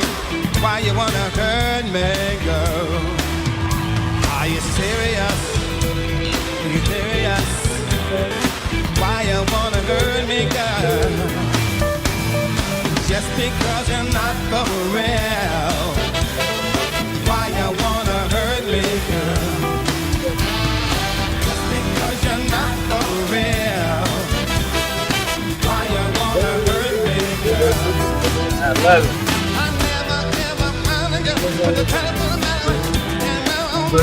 First time I seen it. When you took my time, you think everything was fine. Baby, that's just made me go crazy. I never found love for the better on me. Oh no. Because you're not for real.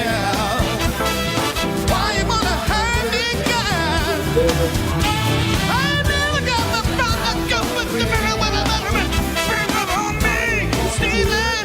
Okay, it's because you're not for real. Why you wanna hurt me, girl? Everybody say, just because you're not for real. Why you wanna hurt me, girl?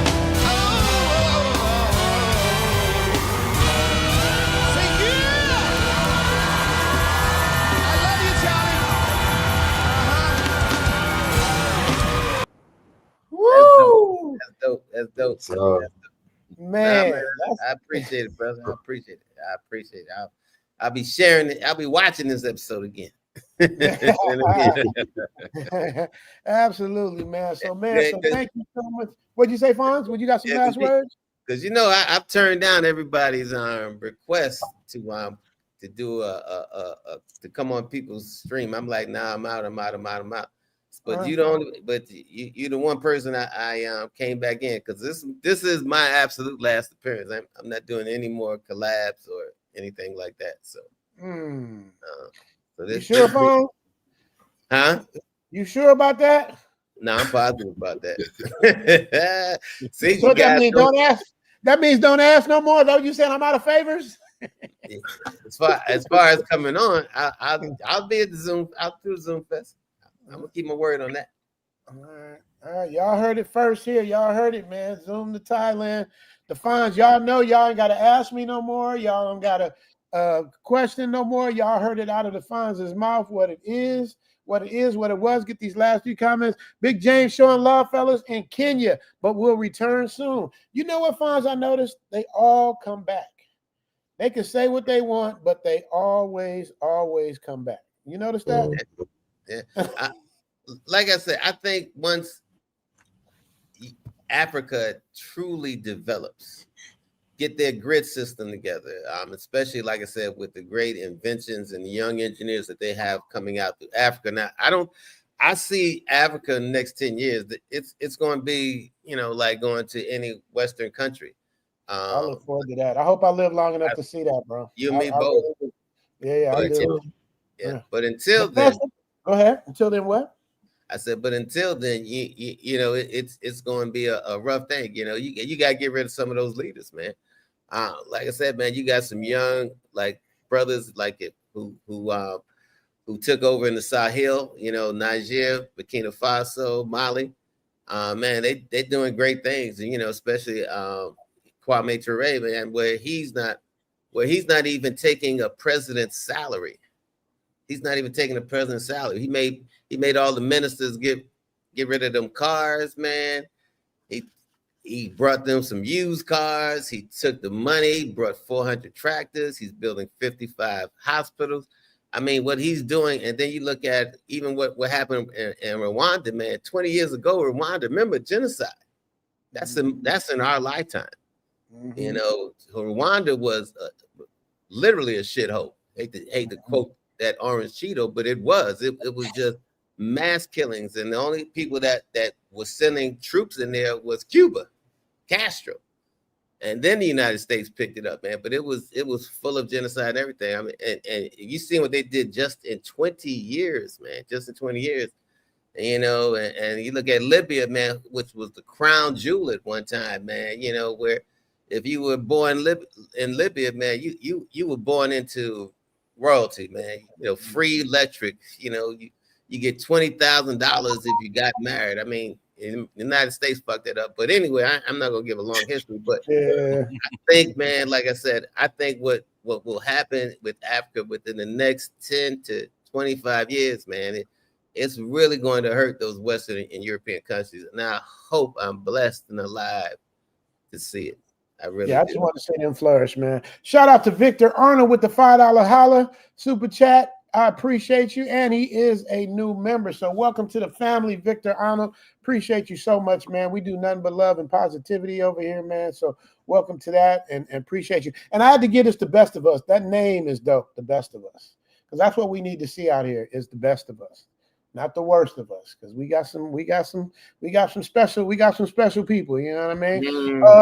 The Lonesome Traveler say, where you been at, Triple OG? I don't do this live stream. Everybody's kind of changed their things. Like Fonz is leaving. Choc is kind of like fading into his own little ratchet little thing he does live. I gotta see this. Y'all gotta check it. I gotta see Choc do his thing. I've seen a couple days. You should see his live. Choc, I'm telling you, man. I thought I was watching myself. They don't let Choc out the cage, man. I want to see what that is for real.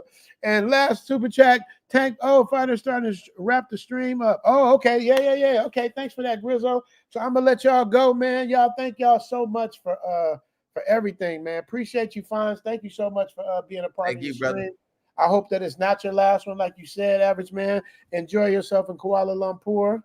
Chocolate Man, I love you. I'll see you sooner than later.